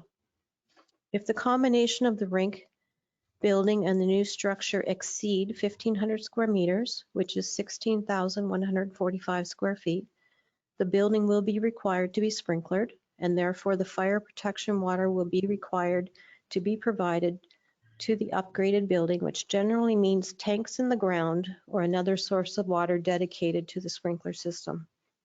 A new MOECP approved septic system to be designed and installed. Additional parking will be required. All of these items will need to be shown on a site plan to address location and setbacks from other buildings, relocation of the ball diamond, location of driveways and fire access routes that do not impact any other services. All other code provisions shall apply. This option will use up a lot of the land behind the existing rink location and impact the ball diamond. This option will require a significant amount of money to be invested into the structures and infrastructure on the lands not owned by the municipality. This option will definitely require more staff attendance to operate the ice plant and the building maintenance. So this report was prepared by myself and Matt Wesley. I want to do a shout out to Matt because he did an incredible amount of work for me. So we both put this together. So if you have any other questions, I'd be happy to answer. Okay, Councilor Branson. That's one question. If we do expand the rink, is there enough land there to provide the parking and the washrooms and possibly the fire suppression? Well, this is a fairly large property. So I think everybody's kind of thinking linear, like what's right behind the ice rink. Okay. But there is land to the south. It would just depend on how much land the BCC is willing to allow for this use. So there's definitely land there. It's just a matter of how much land they're willing to devote to this. Anyone else? I'm trying to speak. Go ahead. Yeah.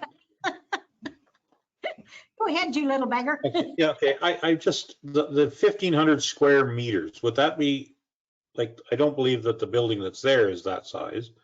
No. And a building to accommodate all the necessary accoutrements would probably still be under the 1,500 square meters, I would imagine. I think that it would be because, just give me 1 second here. And while you're looking that up, I just wanted another question regarding septic systems. It was alluded to that there's 2 systems on that property. Is that true, or is there? I'm not sure if there's 2 already there, that they're probably pretty large. That could accommodate some of the water from the. So we are aware of one system for sure. There's only one, I think. And I I've thought asked the question, but nobody can indicate to me that there is a second one. I think there's one to the front and I think there's one to the west. Anyway. So the building question. size itself, which is not just the ice pad, but the building size, which is the steel structure, is 1096 square meters. So we would have 404 square meters left to play with, which is 4,300 square feet. So I really feel like you can get this under the 1,500 square meters, which would not trigger sprinkling. And in turn, you would not need the fire protection water, but just wanted to provide all that info to you. Through you, thank you very much. That's very important, because I think increasing the size of the building in that spot is probably not the greatest idea, but all the associated infrastructure for permanent ice could fit. So thank you. Rob, in your experience, and you've worked on a couple of these, would you put that kind of money in there, or would you find another piece of property and put up a proper arena? I don't think that's my place to answer that question. Well, I guess I'm not asking for a recommendation. I'm just saying you have worked on these 2 projects. When these projects are completed, they then serve many different needs of a municipality as opposed to the limited that this will. Well, the 2 projects that I worked on, the first one was in Asphodel, Norwood, and the arena, we called it the barn. It's the Coliseum. I'm sure you guys have been to the Norwood Fair. It's very cold. It's very, it was an old building. So in that case, it was time for a new arena. And Norwood is very much a hockey community. So there was a lot of support there. The second one was in Autonomy South Monaghan. Again, it was an arena that was in pretty good shape. It needed a little bit of tender loving care, but we put together some plans to do an addition on it to enhance it for hockey, larger change rooms, more bathrooms that were easier to operate and get in and out of. So those are 2 different projects compared to this one. The only thing that I'll say is that you're going to invest a lot of money onto lands that municipality does not own. Councilor Branson. Yeah, what would it take to make the sports pad compliant? Like, how much money would it take? I think the important thing right now is that we comply with our bylaws, our building. We're asking other people to. So I think it's important for the municipality and for insurance purposes that we make that structure compliant. So are you asking me if you left the building the way that it is and just do the minimal amount of work? Minimal amount of work to make it compliant to the building code.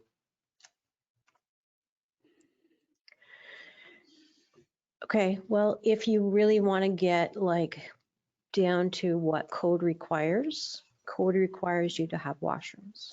Washrooms should have been introduced quite a while ago when the work was being done. The two options that I gave you was to try to work with what you had and maintain status quo by using the porta potties, but you're not adding a building, right? You're just continuing to use it to skate. So would that work with our insurance? So thank you, and through you, we have had conversations in the past with our insurer. They're well aware of what is taking place there, but it is important that the code is considered for sure. So the only other option is to remove the roof? If you remove the roof, it will be compliant, would it not? No, I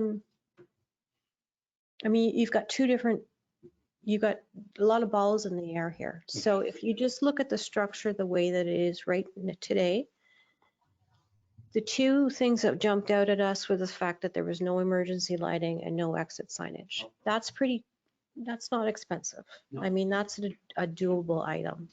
The second thing was the exiting off of the ice surface, because you have to allow so many millimeters per person.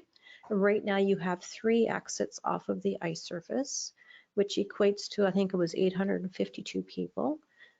So that's a life safety item that I'm not concerned about, because I don't think you ever see 852 people in there. No. But if you start adding a building onto it so that you can create a space to have ice making equipment, if you're going to start that process, then you have to go the whole way. So you have to do the washrooms. You'll have to do the septic system. You can't just pick and choose the things that you want to do. If you start down the road of renovation, you have to continue down the road of renovation, and you have to bring the entire building, and they both become one building, into code compliant. So when I gave you 2 options, it was leave it as it is, but you're not going to get any more ice time out of it, or you go the gauntlet on the renovation. Does that help? I don't know how much it's going to cost. I think that's absolutely the important thing, as you mentioned, having the lighting done, emergency exit. Yep. But if we somewhat comply. If we follow through with why this conversation started 2 years ago, which was to get artificial ice in there, then it's important for us to make a decision to do the proper work with a designer and engineer and whatever, to come up with plans that we can apply for pricing, so that we can be shovel ready for grants. Because right now, in this last, 2 or 3 weeks, there's been 2 huge grants given out already. Now with amalgamation that we've got in Ottawa, those grants are going to continue. But the grants will mean absolutely nothing if we're not shovel ready. So we can't wait and then decide at some point, oh yeah, we're going to get this thing ready and we're going to go. Doesn't work that way. Peter? I'd like to respond. We haven't made that decision yet. I didn't say that. I said, if we make that decision, if it's made, these things have to take place. If we're not willing to make that decision, then the whole thing is off the table. Yes. Thank you. It's you, Madam Mayor. I think the elephant in the room, and we've circled around it a number of times, is the willingness of the BCC to provide additional land. was disappointed in their response. I had hoped that they would say something like, yes, we are willing to provide more land up to a 50-foot intrusion or 50-meter intrusion or something. So we had something concrete to work with. Instead, we're kind of in this cat and mouse dance, like we don't know how much room it's going to take and they don't know how much they're willing to give. And this has the earmark of going on for an interminable amount of time. And I think it's frustrating to all of us to not have some definitive boundaries which would allow us to make an informed decision. And without it, we're going to be kicking this thing down the road, down the road, down the road, which is not only frustrating for us, probably more frustrating for our constituents. And I don't know how we get out of that dilemma. I think how we would get out of that dilemma, there's a piece of property up the road that very likely is for sale. I think if the township approached them and the sale was there, then you go back to the BCC and say, look, if you want us, this is fine. If not, we're moving elsewhere. But you can't let somebody hold up something that's this valuable. Yes. Do you say it's for sale now? I thought they will give it to us. Well, that was the idea when we knew what we were going to be doing. And the longer it went on, the more he decided that maybe he might still be willing to negotiate, but he would want to have some payment. And I think he also wanted certain in lieu ofs that didn't work well with what the municipality was able to do. And the whole thing may not be feasible, but I think we've got to have, we can't put all of our eggs in one basket. Like I cannot tell you how many calls we've had this winter looking for that rink. And pickleball, you can do pickleball absolutely anywhere. A lot of the rest of the stuff we're talking about, but that's not why this conversation started. It started to get ice in that rink. If we looked far enough down the road and we could get over thinking small, we would expand this to where we would be able to put community care in it and put, like, make it a community hub. Like we'd buy a piece of property that was big enough. Like community care is screaming for room. We need a modern library. We need a place for historic society. We need all kinds of functions that we don't have, that we could build into a facility that we could be proud of for the long term. And at the end of the day, when you go after a grant, you might as well go after whatever you're going to need and come up with a difference, because whether it's a skeleton or not, it's going to require roughly the same amount of people to look after. The ice end of it is probably going to be the cheapest end because it's only 4 months a year. And we keep thinking a year. And I know when we were dealing with the medical center, the pushback we got from the outlying areas of the township, taxes. And what we did was we broke it down to what it would cost per family. And that took the steam out of it. Because if you say to somebody, we're going to spend $1.5 million of your dollars and we're going to do this, scares the pants off them. But if you say to them it's going to cost you $40 a year, that's not quite so bad. But we can't do any of that until we have an assessment as to what it's going to cost. We're just talking smoke. Yes, Peter. Yes, I'm prepared to make a motion that we do the minimum, the lighting immediately, so that this building complies to the Ontario Building Code? Ontario Building Code? Ontario Building Code. Yes, Joe. I like that directionally. I wonder if we could amend that to ask staff to come back with a report as to what would be required. Emergency lighting, exits, entry porta potties with the financial implications, and then we could look at that. Yeah, I don't have a problem. Okay. Then I would second that. Okay, all in favor of that motion? So now let's deal with what we started with, which is refrigeration. Yes. Yeah, thank you, Madam Mayor. I agree with what you're saying about big picture. I see it a little differently. To me, I think we need to make a decision. Are we doing refrigeration at the current site or not? And then we can go to alternative B and look at other options. But I think we've done enough work and investment in consultants and staff work and some input from the BCC. I think we as a council need to come to a decision on that and then move on to whatever comes next. I don't know at what point that happens. I don't know if people feel we have enough information at this stage, but I do think we need to bring that particular scenario to closure one way or another. And I think the only way to do that is to have staff approach the BCC with the question, are you willing to give up the amount of land that's going to be necessary to make this work? And that will be probably, I think, is the entire ball field. I believe so. Yeah. And then if they say no, or we want more information, say, well, that's all the information we have at this time, because we're not going to hire engineers and architects and work on something knowing full well that at the end of the day, they may veto it. So step one, which has been step one since we first started, is where is the BCC on all of this? And are they willing to sell it? Because they're always coming to us. Many, many times they've said to me over the years, the municipality should buy this place. Well, they need money really, really badly.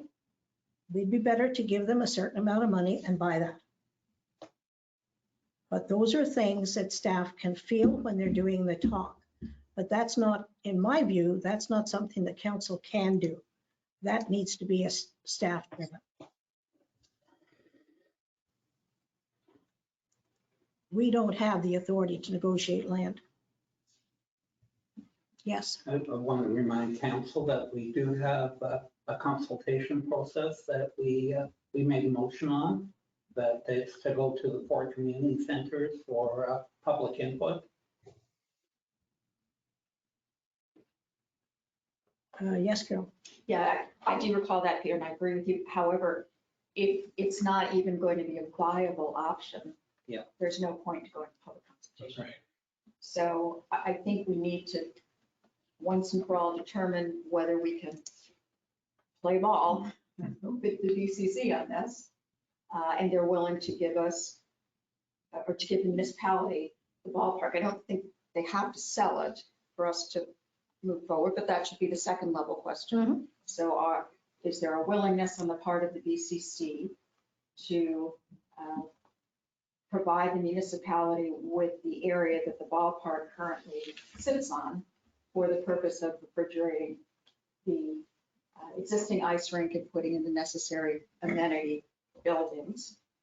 And if yes, then the next question is, would there be a willingness to sell it to the municipality? And I think if we get answers to those questions, then we can move forward. And I guess I would look to Donna to say, I think you're right. Is that something we could direct staff to do? Is that a reasonable thing from your perspective? Yeah, thank you, and through you. We can certainly do that. We have requested that before, but that is very specific what you're looking for. So we can certainly make that request. I think I would make that a motion. I definitely would second that motion. Okay. Jesse? There is an existing motion on the floor from Councillor Franzen, seconded by Councillor Armstrong, about directing staff to report back on the financial implications of the minimum requirements to make the building compliant with the Ontario Building Code. Is this an amendment that Councillor Franzen is willing to add to it, or separate? Separate. Okay. Okay. So can we vote on that original motion? We need to vote on the original? Yep. Okay, all in favor? The motion is carried. May I make one little comment, Mayor? I think it's very important to get any of these life safety issues dealt with immediately. So if we can find some money in a budget somewhere, let's try to get that done. There's $100,000 or almost 100,000 sitting there in account for the rink. So that would be one of the things, because that's what that money has been put there for.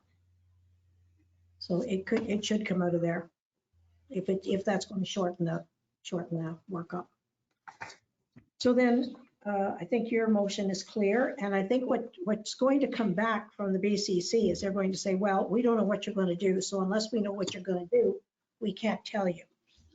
Well, if that's the line that they're going to continue to use, then that's their way of saying we're not going to do this, because we can't be expected to give them information until we know we have the land, because we're not going to pay people to design and do everything else, because it would be for nothing. Yes. Perhaps I could get Councillor Armstrong to state. Try it again. You think my memory's that good? The motion was something like direct staff to put the question to the PCC as to whether their board is willing to permit the municipality to use the ballpark area for the purpose of refrigeration of the existing rink and all of the accessory requirements that are needed to support that, number one. And then number two, if that's a yes, are they willing to consider selling that land to the municipality? Or you could use the first half first. If they say no, then you could say, would you be willing to sell it? Yeah, yes, either way. Yeah. Okay, with everybody? Carrie, sounds As good. the seconder, I am okay with that motion. Okay, all in favor? Motion is carried. Wow, that's 2 years' work. Or is it 3? It's not done yet. Well, it's not done, but at least it's moving. Barb, are you okay? You've got I'm all- okay.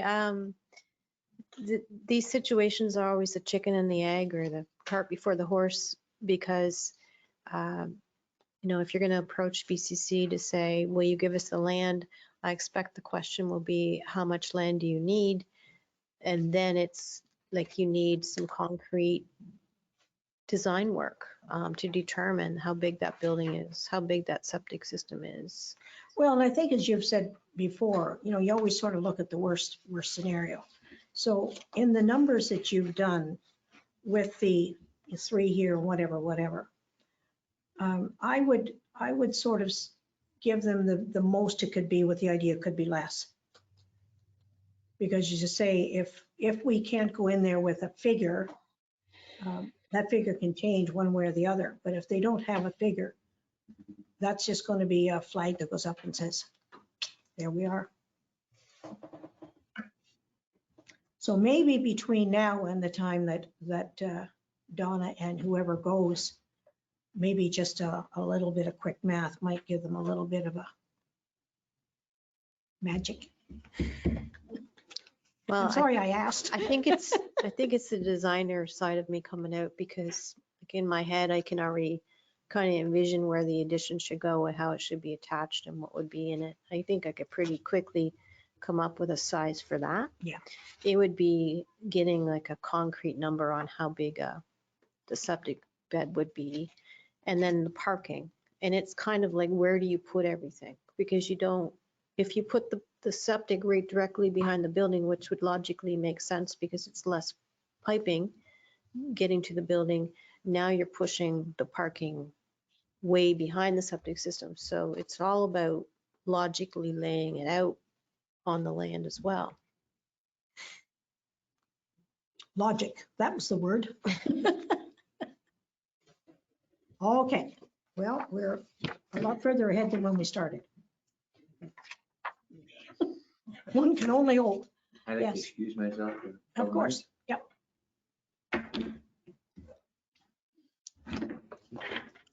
Anybody else need 5 minutes?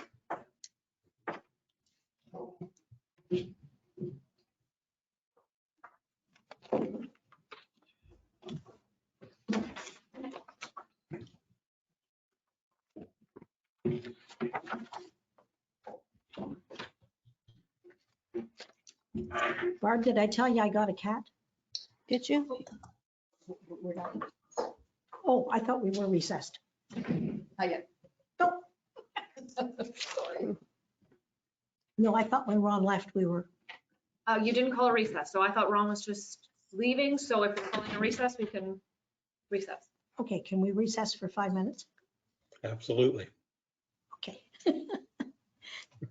Everybody's go.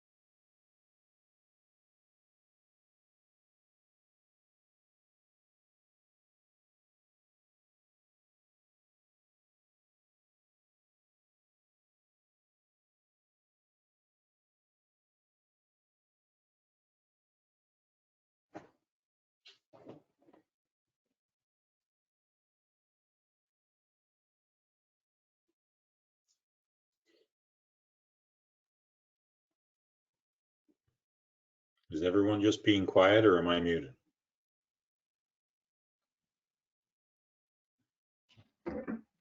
Welcome back, everybody. Okay, Sarah, consent application for 28-22, please. Thank you through you, Madam Mayor. On today's agenda, there is a municipal appraisal form for consent file B-28-22 submitted by the owner Robert Heath. The subject land is located on 891 County Road 36. The application conforms to the official plan policies as well as the comprehensive zoning bylaw, as the application is a lot addition aimed to correct an encroachment into the applicant's abutting vacant parcel. Both the retained and benefiting parcels are owned by the applicant. Staff have reviewed the application and recommend that council supports the consent application subject to the condition of a merger agreement. Thank you. Thank you. Can I have a motion, please? Councillor Lambshead, and a seconded. Councillor Franzen, all in favor? Motion is carried. Finance, none. Administration, Lynn Holtz, Economic Development, please. Good afternoon, Mayor Clarkson, members of council and staff. Speaking through you, Madam Mayor, I am very happy to present the results of the Trent Lake Small Business Survey to you today. The objective for the survey was to begin to create a data set enabling Trent Lakes to gauge how businesses were doing during COVID-19 and as they recover. This is a somewhat lengthy presentation, so I would request if there are any questions that council hold them until the end, and I'd like to dive right in. Next slide, please.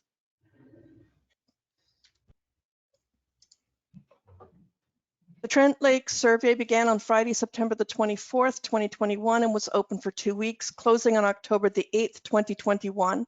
The information captured in the survey was prior to the Omicron outbreak and does not capture the impact the stepping back of certain COVID-19 measurements had upon our local businesses. What it does provide is insight into how Trent Lakes were faring just about 2 years into the pandemic.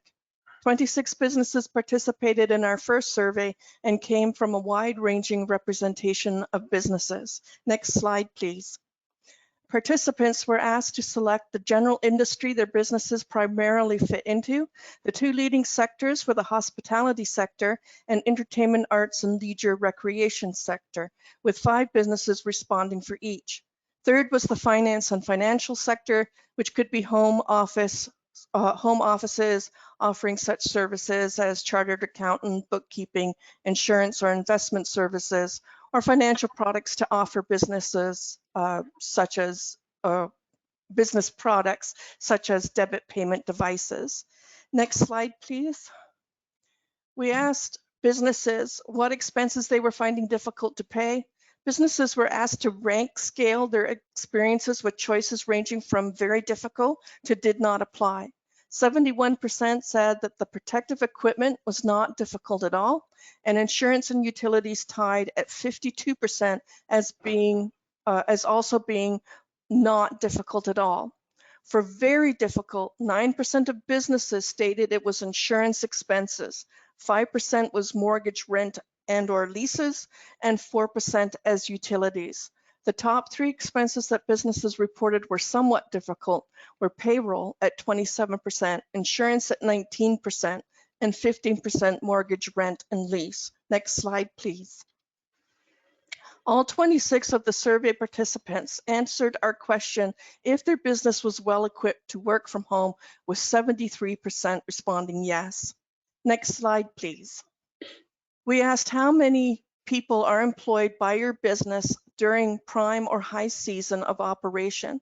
54% of the participants responded that their business was 1 to 2 employees, including themselves. 69% of businesses have under 5 employees, indicating a high percentage of businesses in operation in Trent Lakes would be considered as small businesses. This is quite normal in rural areas similar to Trent Lakes. Next slide, please. When businesses were asked if they had to lay off any staff, 62% replied that they had not. 23% said they did have to lay off staff, and another 15% said they had to lay off staff temporarily. Considering the timeline of the pandemic and prolonged lockdowns, it should also be considered that some businesses may never have hired their full complement of seasonal staff. Next slide, please. We asked the businesses if they applied for any government funding, and 62% responded that they did not. Next slide, please. Of the 38% that had said they did apply for government funding, we then asked them to voluntarily tell us which funding they had applied for. The majority of businesses had applied for the Canada Emergency Wage Subsidy, meant to prevent job losses by helping businesses keep employees on payroll. Next slide, please. When businesses were asked if they anticipated needing additional support, there was an even split between those who felt they wouldn't and those that felt they would. 50% of the respondents were confident enough to reply that they did not anticipate requiring additional support over the next 12 months. This was balanced by 46% who were unsure if they would and 4% who were certain that they would. At the time of the survey, businesses had already endured 2 years of government restrictions and closures related to the pandemic, but there was a window of hope that things were getting better and businesses could begin to look ahead to a recovery period. After the survey closed, the Omicron variant became a concern, and the government again put measures in place restrictive to businesses. Next slide, please. The survey asked about the challenges. The survey asked about the challenges that businesses may have experienced. Businesses could choose as many as applied to them. 22% reported supplier interruptions or unavailability as a challenge. This is in keeping with what was also being reported by other organizations and the general public. As manufacturing and assembly line companies were closed, borders were experiencing delays, and some ports were unable to ship freight. 18% reported decreased sales, 13% decreased hours for workers, 11% a temporary business closure, and 10% reported ill health related to business anxieties and stress. Next page, or next slide, please. We asked if businesses had experienced an increase or a decrease in their business revenue during COVID-19 and the imposed measures. With 2 years of ongoing mandates and legislative requirements from 2 levels of government, even with the gradual lifting of some measures, businesses were left challenged, and an unconfident public at large both contributed to customer attraction and retention problems. 60% of Trent Lakes businesses participating in the survey reported that they had experienced a decrease to their revenue, leaving them with less capital to address their challenges. Meanwhile, 40% of Trent Lakes businesses reported that they had experienced an increase to their revenue. Next slide, please. We're going to first look at the 40% of businesses that reported they had a revenue increase. When participants were asked if they felt comfortable to provide us with an approximate percentage that their business revenue had increased, 8 of the 26 businesses participated. Of those 8, 2 reported that they thought their revenue had increased by 25%, 3 reported that their revenue increase was under 25%, while 3 other businesses indicated that they thought their business revenue had increased over 25% during the COVID crisis. Next slide, please. When the respondents were asked as to why they thought their revenue increased, surprisingly, the majority of replies related to restrictive orders from the government during the pandemic. With people away from workplaces, it freed up opportunities for construction, renovations, or other upgrading to empty work sites, and also some homes and cottages where residents would be absent. Working from home or relocating to work remotely from cottages was also attributed to more local shopping and dining out revenues experienced by businesses, especially as restrictions lifted for some sectors. Lack of opportunities to travel abroad or outside the province was also cited as a reason, as more people shifted their focus to using locally available services and products and explored staycations in place of vacations once spent in the United States or internationally. Next slide, please. The same 8 businesses were asked for their ideas on how the increase in their revenue might be sustained beyond the pandemic. We received 4 answers, and the rest declined or had no suggestions. One reported that maintaining a work from home policy might encourage people to move permanently into the area, as well as organizations and corporations encouraging staff to take an earlier retirement package. A concern we saw voiced frequently throughout the survey was the need for better internet and improved connectivity, and you have seen that in the results. Another suggestion was for more targeted advertising and awareness campaigning, which I can report is an initiative focus being undertaken by our partners at Peterborough and Kawartha Tourism, as they are our designated marketing organization. The province has also recently been increasing their Ontario Yours to Discover presence to encourage the public in exploring all the province has to offer. Next slide, please. On the flip side of businesses who reported a revenue increase is those that had reported a decrease. There were 60%, or basically 14 businesses that reported a decrease. Of those 14, 5 businesses said they experienced a 20% or less decrease. Of greater concern is 9 businesses reported a business decrease of 25% or greater, and 1 business stating their business revenue had decreased by 90%.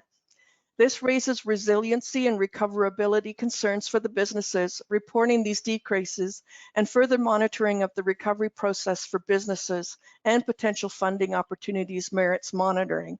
Next slide, please. We asked the same businesses that had experienced a decreased revenue what they thought had contributed to the decrease during COVID-19. They responded with a variety of experiences that they felt contributed to the decrease, but there did appear to be an underlying theme. The first 4 bullets are all fear-related and address how COVID-19 had shook the confidence of people in general. Almost all of the other bullets address loss, whether it is a loss of revenue, staffing, supported services, period of operation, sales outlets and trade shows, or even contracts. They are all losses to the corner posts of what allows a business to be successful and profitable. Next slide, please. Because business owners and operators know their business best, we also asked participants for ideas and suggestions that would assist them in increasing their revenue post-COVID-19 recovery. Feedback was rather positive, considering the strain businesses and their staff had been under since March 2020. Once again, rural internet connectivity improvement was singled out as a consistent need. There were also some other rather good suggestions, and I will be sharing with our collaborative partners. Next slide, please. We asked businesses if they increased their online digital presence due to the pandemic. During COVID-19, both the Kawartha Chamber of Commerce and Peterborough and the Kawartha's Economic Development were assisting businesses through digital Main Street projects that assist businesses in developing and learning more about having an online digital presence and switching to e-commerce sales. 54% responded that they did increase their online presence as a result of the pandemic. A substantial number, 46%, responded that they had not increased their presence. Factors to consider in this decision is that they might have been closed or satisfied with their current online presence or unaware how to do it, or concerned it would be burdensome if they were not technically savvy. Next slide, please. We received valuable feedback when we asked businesses to identify their greatest barriers.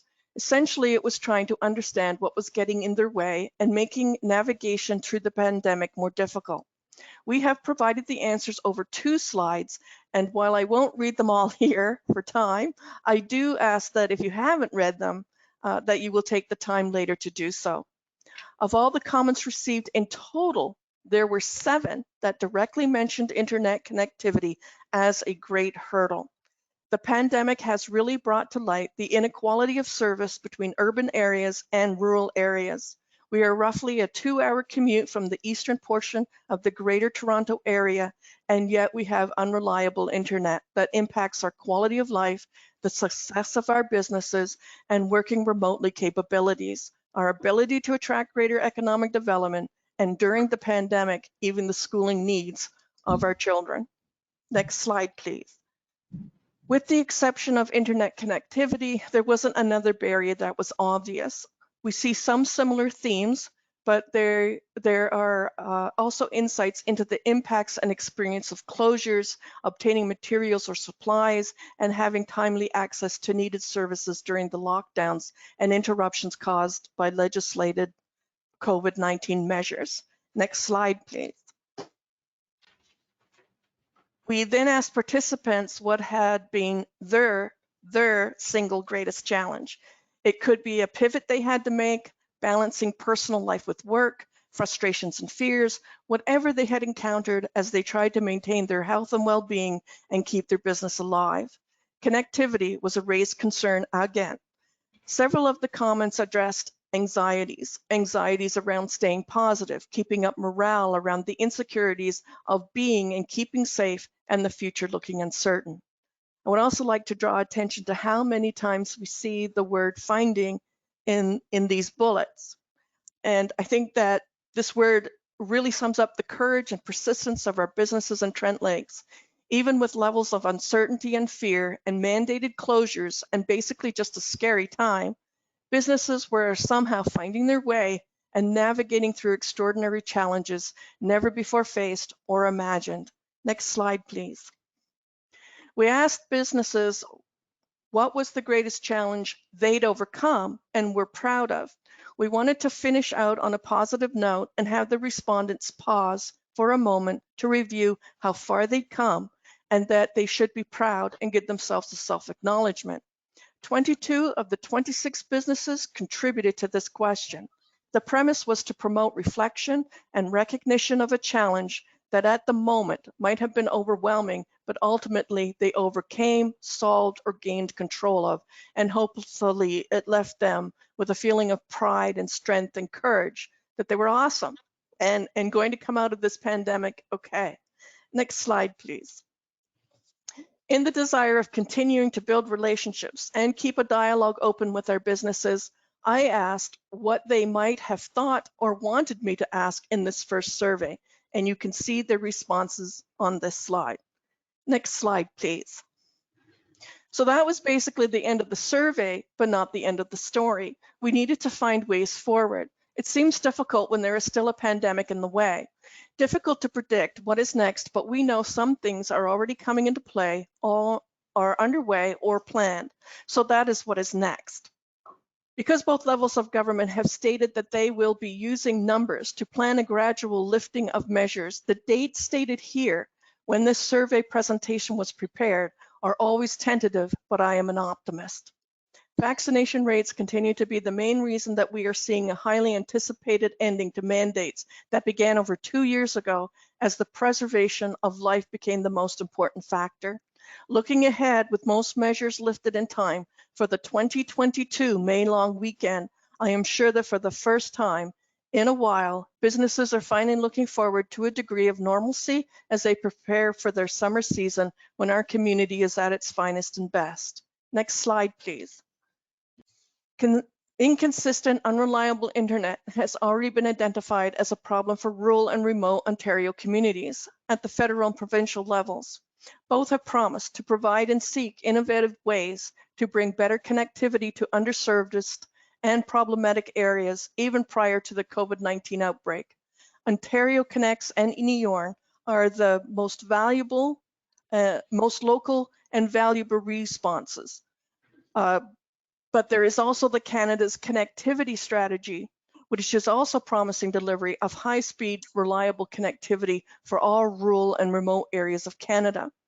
Relying on work from home and homeschooling practices and even demands for debit payment services during the pandemic only made the situation more obvious, more stressful, and it remains imperative that these underserviced areas continue to advocate and hold government accountable on their promises on this matter.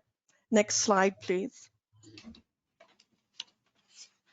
Both the provincial and federal government have identified that our tourism and tourism-related sectors were one of the most heavily hit industries during the pandemic, with health services being the most affected. However, it is believed that the tourism and related tourism sectors will be one of the last to recover. Both levels of government have promised to continue to support our people, our businesses and organizations hit hardest by this pandemic. Both levels have offered and hopefully will continue to offer grants and low to no interest loans to assist businesses in their recovery journey. The Ontario and Canada governments have also committed to marketing that will encourage Canadians to continue to discover, rediscover, and simply explore their own country, their own province, and all that it has to offer, and to continue encouraging staycations that saw some businesses prosper even during the pandemic, and see added more venues, events, and experiences as we reopen. Regardless of the result of the provincial election results in June 2022, we do hope to continue to see an ongoing commitment to assist our local businesses in navigating back into recovery and support to our local and regional sources that deliver programs geared to our Trent Lakes business sector. Next slide, please. Workforce and hiring became a concern across Canada. I am happy to share that in conversations with some of our local agencies, they are already planning responses to this challenge. In Peterborough, we readily have available excellent collaborative partners such as the PKED, our new Peterborough and Kawartha Chamber of Commerce, and many other agencies and organizations that at times work separately or together and always cooperatively with each other so that our area becomes more attractive and more economically competitive. They are currently working separately and collectively to bring workforce-focused programs, many of them free of cost, to our businesses as things begin to free up more and many of their staff return to work. And I am very happy to have already heard about some programs and upskilling in the planning to share with our businesses.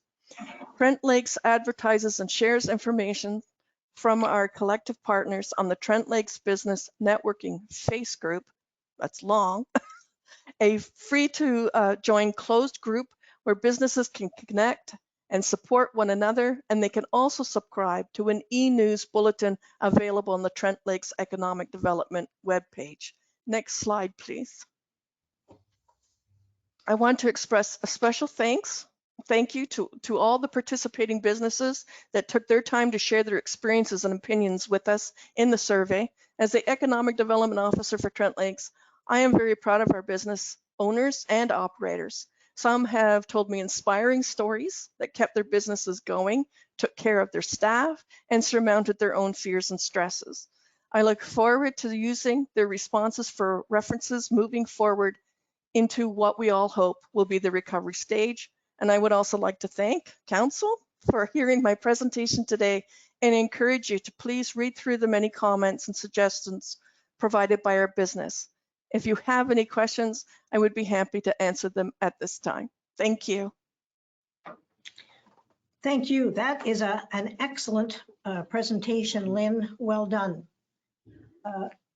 Councillor Armstrong. Thank you, Madam Mayor. Absolutely support that. Thank you, Lynn. Great job interpreting the input and providing, I think, a pretty thorough picture of the business climate here. And thank you for reaching out to our local businesses. I think it's important, and you are doing a great job connecting with them. I do want to point out something that I think is important, though, and that's context. The 2016 survey said we have about 373 businesses in Trent Lakes, and we had a response of 26. So 7% response rate, even though it's a diverse group. I don't think we want to rely too heavily on some of the conclusions we're drawing. We've only got a 7% response rate. So I wanted to say that at the beginning, but you asked us to hold our comments to the end. So again, just a disclaimer for everybody who reads that or listens to it. We need to understand that we certainly didn't have a majority of our businesses responding to that, and there's only so far we can extrapolate the results. No, we didn't, and thank you for that, Councillor Armstrong. Yeah, it's always a problem getting the numbers, and part of the problem that we've had here, I think, in Trent Lakes is we've never really had a communication line with our businesses. So that's why I kind of wanted to start doing little outreaches that maybe would open up those dialogues. With COVID, we couldn't exactly have roundtables. I often wonder if roundtables would have actually maybe got a few more people out. I don't think we have to feel too terrible about the numbers, considering that I heard that there was sort of a metropolitan urban area to the west that I'm not going to name, and they had like over 1,000 businesses, and their response to one of their surveys was at the same level. It was around 24 people that had basically completed the survey. But you're right, it's not really a true representation of what's going on out there. And I think that's why I'm just hoping that we will open the door to communications and build that relationship with them, that will begin to get more response from them, and they'll feel more comfortable coming forward to us. Lynn, is part of it, and I'm not going to say it's a problem, I don't think it's a problem, I think it's perception. Is part of the ideas is if I am a single entrepreneur, like I'm a plumber, I'm an electrician, maybe I don't consider myself a business. I know the resorts and any of these people, pharmacies, whatever, they are definitely a business. But when you look at the numbers that Councillor Armstrong was quoting, those numbers, I would assume, would cover most of the tradespeople. And I doubt very much if a tradesperson considers themselves to be in this type of business. Yeah, I think that is a perception problem as well. Same as we have a lot of artisans who sell their items, and some of them are e-commerce and some of them use the different little trade shows and craft shows, but they're selling things that they're creating and making.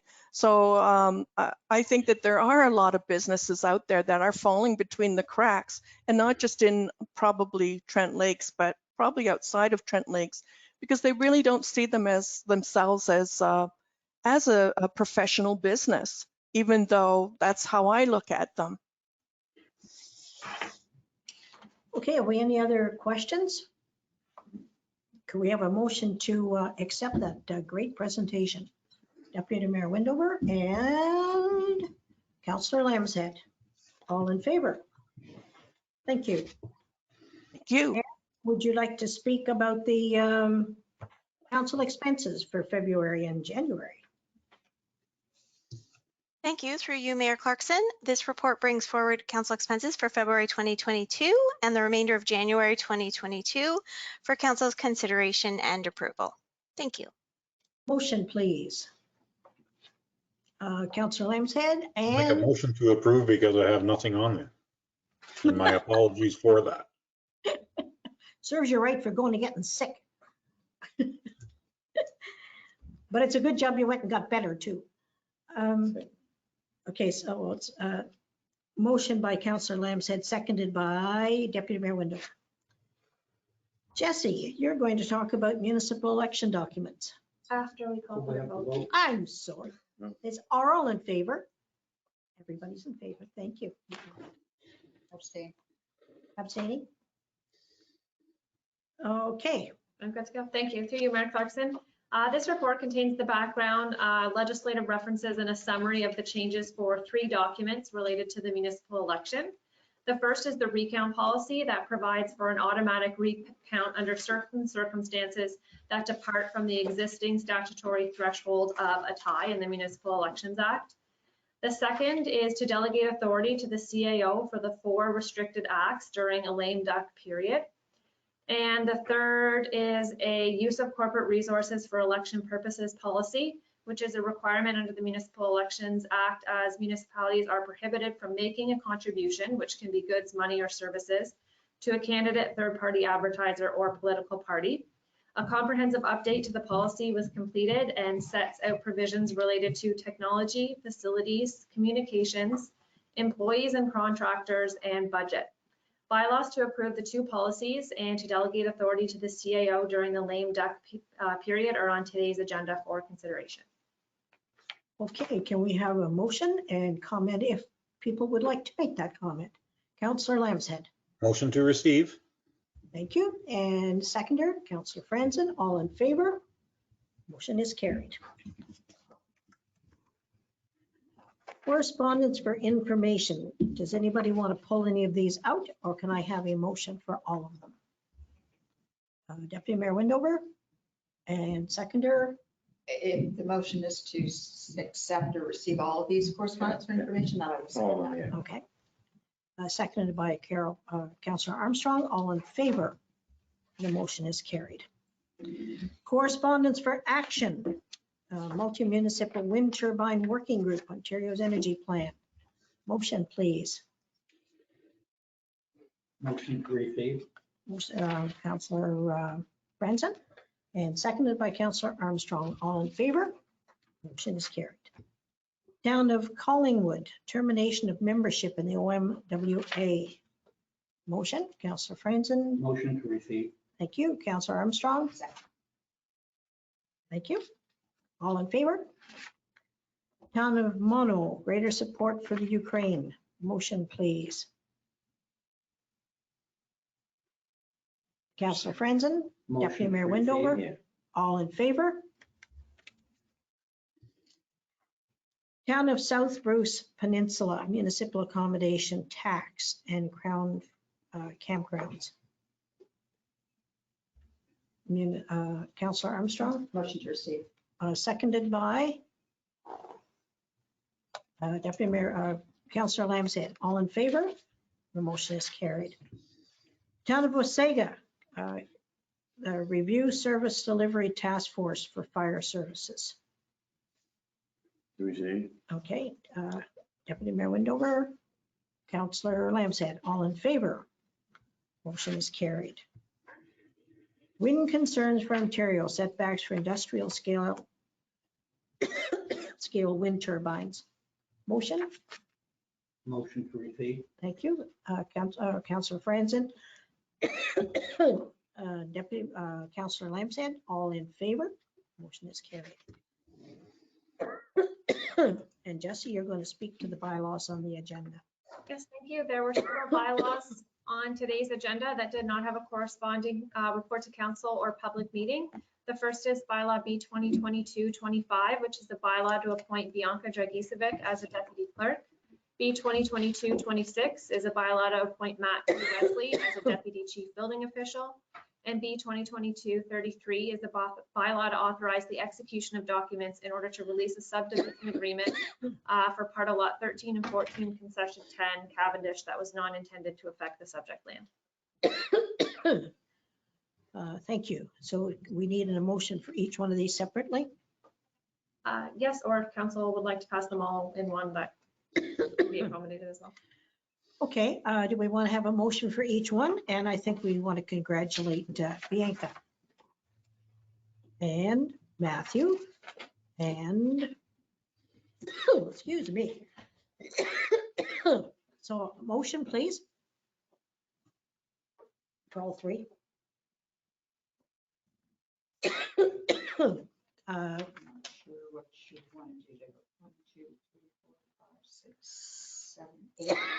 I think there's only three in this section, isn't there? Through you, there's 8 bylaws on today's agenda. Okay. So that's the recount policy, delegate authority for lame duck, all of these? Maybe we'll just do one at a time. We'll just start with B 2022-25. Okay, so we're back to Bianca. Excuse me. Motion to appoint Bianca. Okay, thank you. And the seconder for that is Councillor Lambshead. All in favor?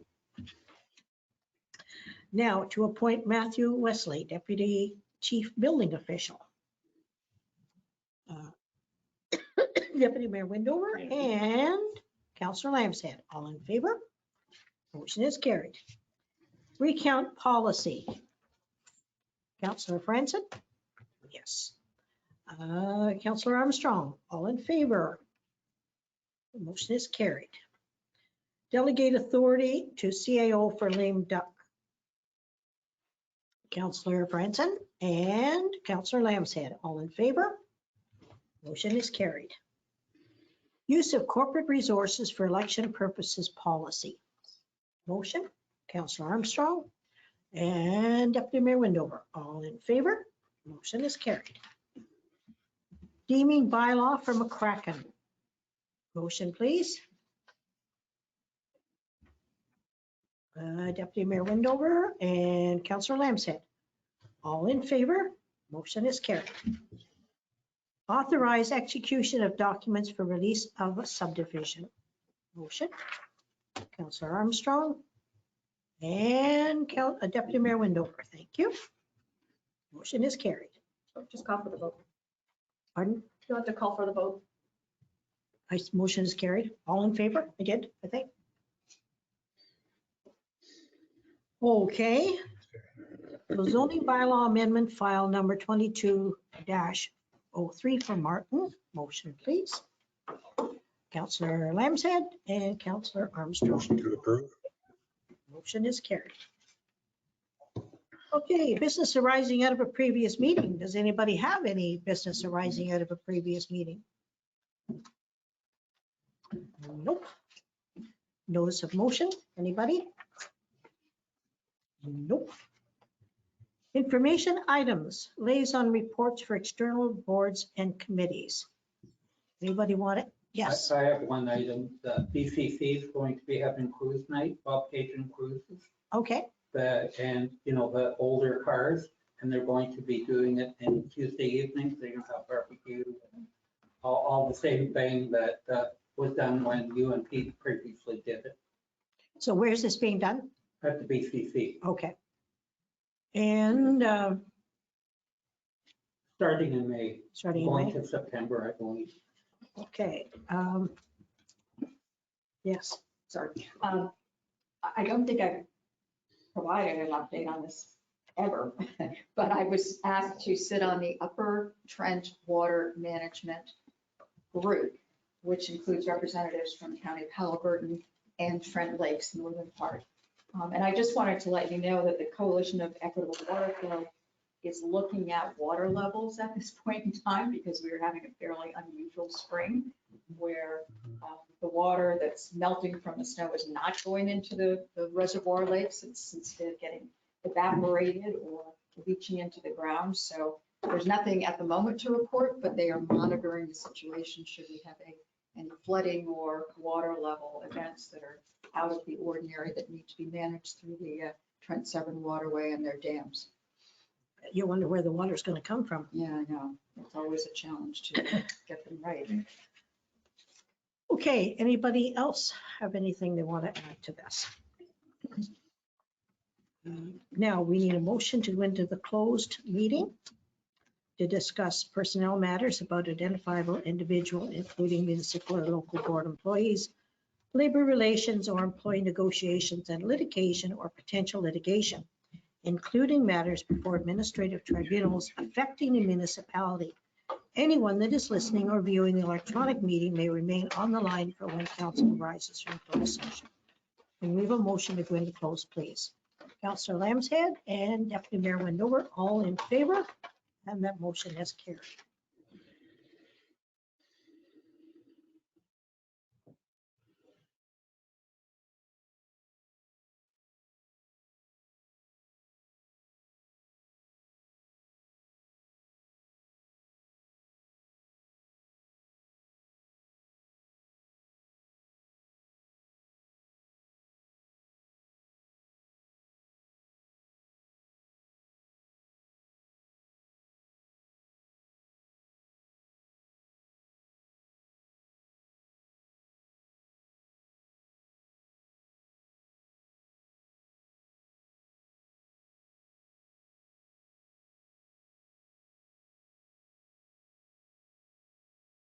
Thank you, Anne, for letting us view your screen.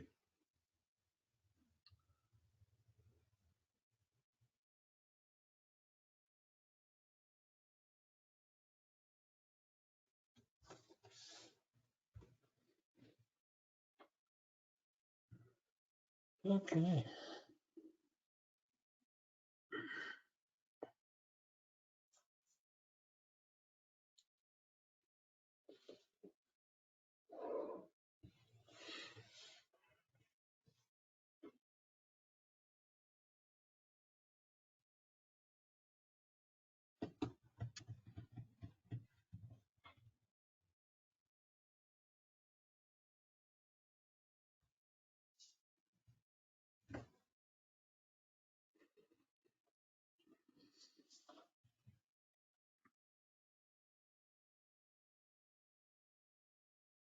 Okay, can I have a motion to rise from close, please? Deputy Mayor Windover and Councillor Franson, all in favor? Motion is carried. We need business arising from a closed meeting, adoption of the minutes from the regular closed meeting of March the 8th. Motion to adopt those minutes, please. Councillor Franson and Councillor Lambshead, all in favor? Motion has carried. Adoption of the confirming bylaw. Councillor Armstrong and Councillor Lambshead, all in favor? Motion has carried. Motion to adjourn. Hey. Deputy Mayor Windover, Councillor Franson, Councillor Armstrong, Councillor Lambshead, Donna. Can we vote? Motion to adjourn.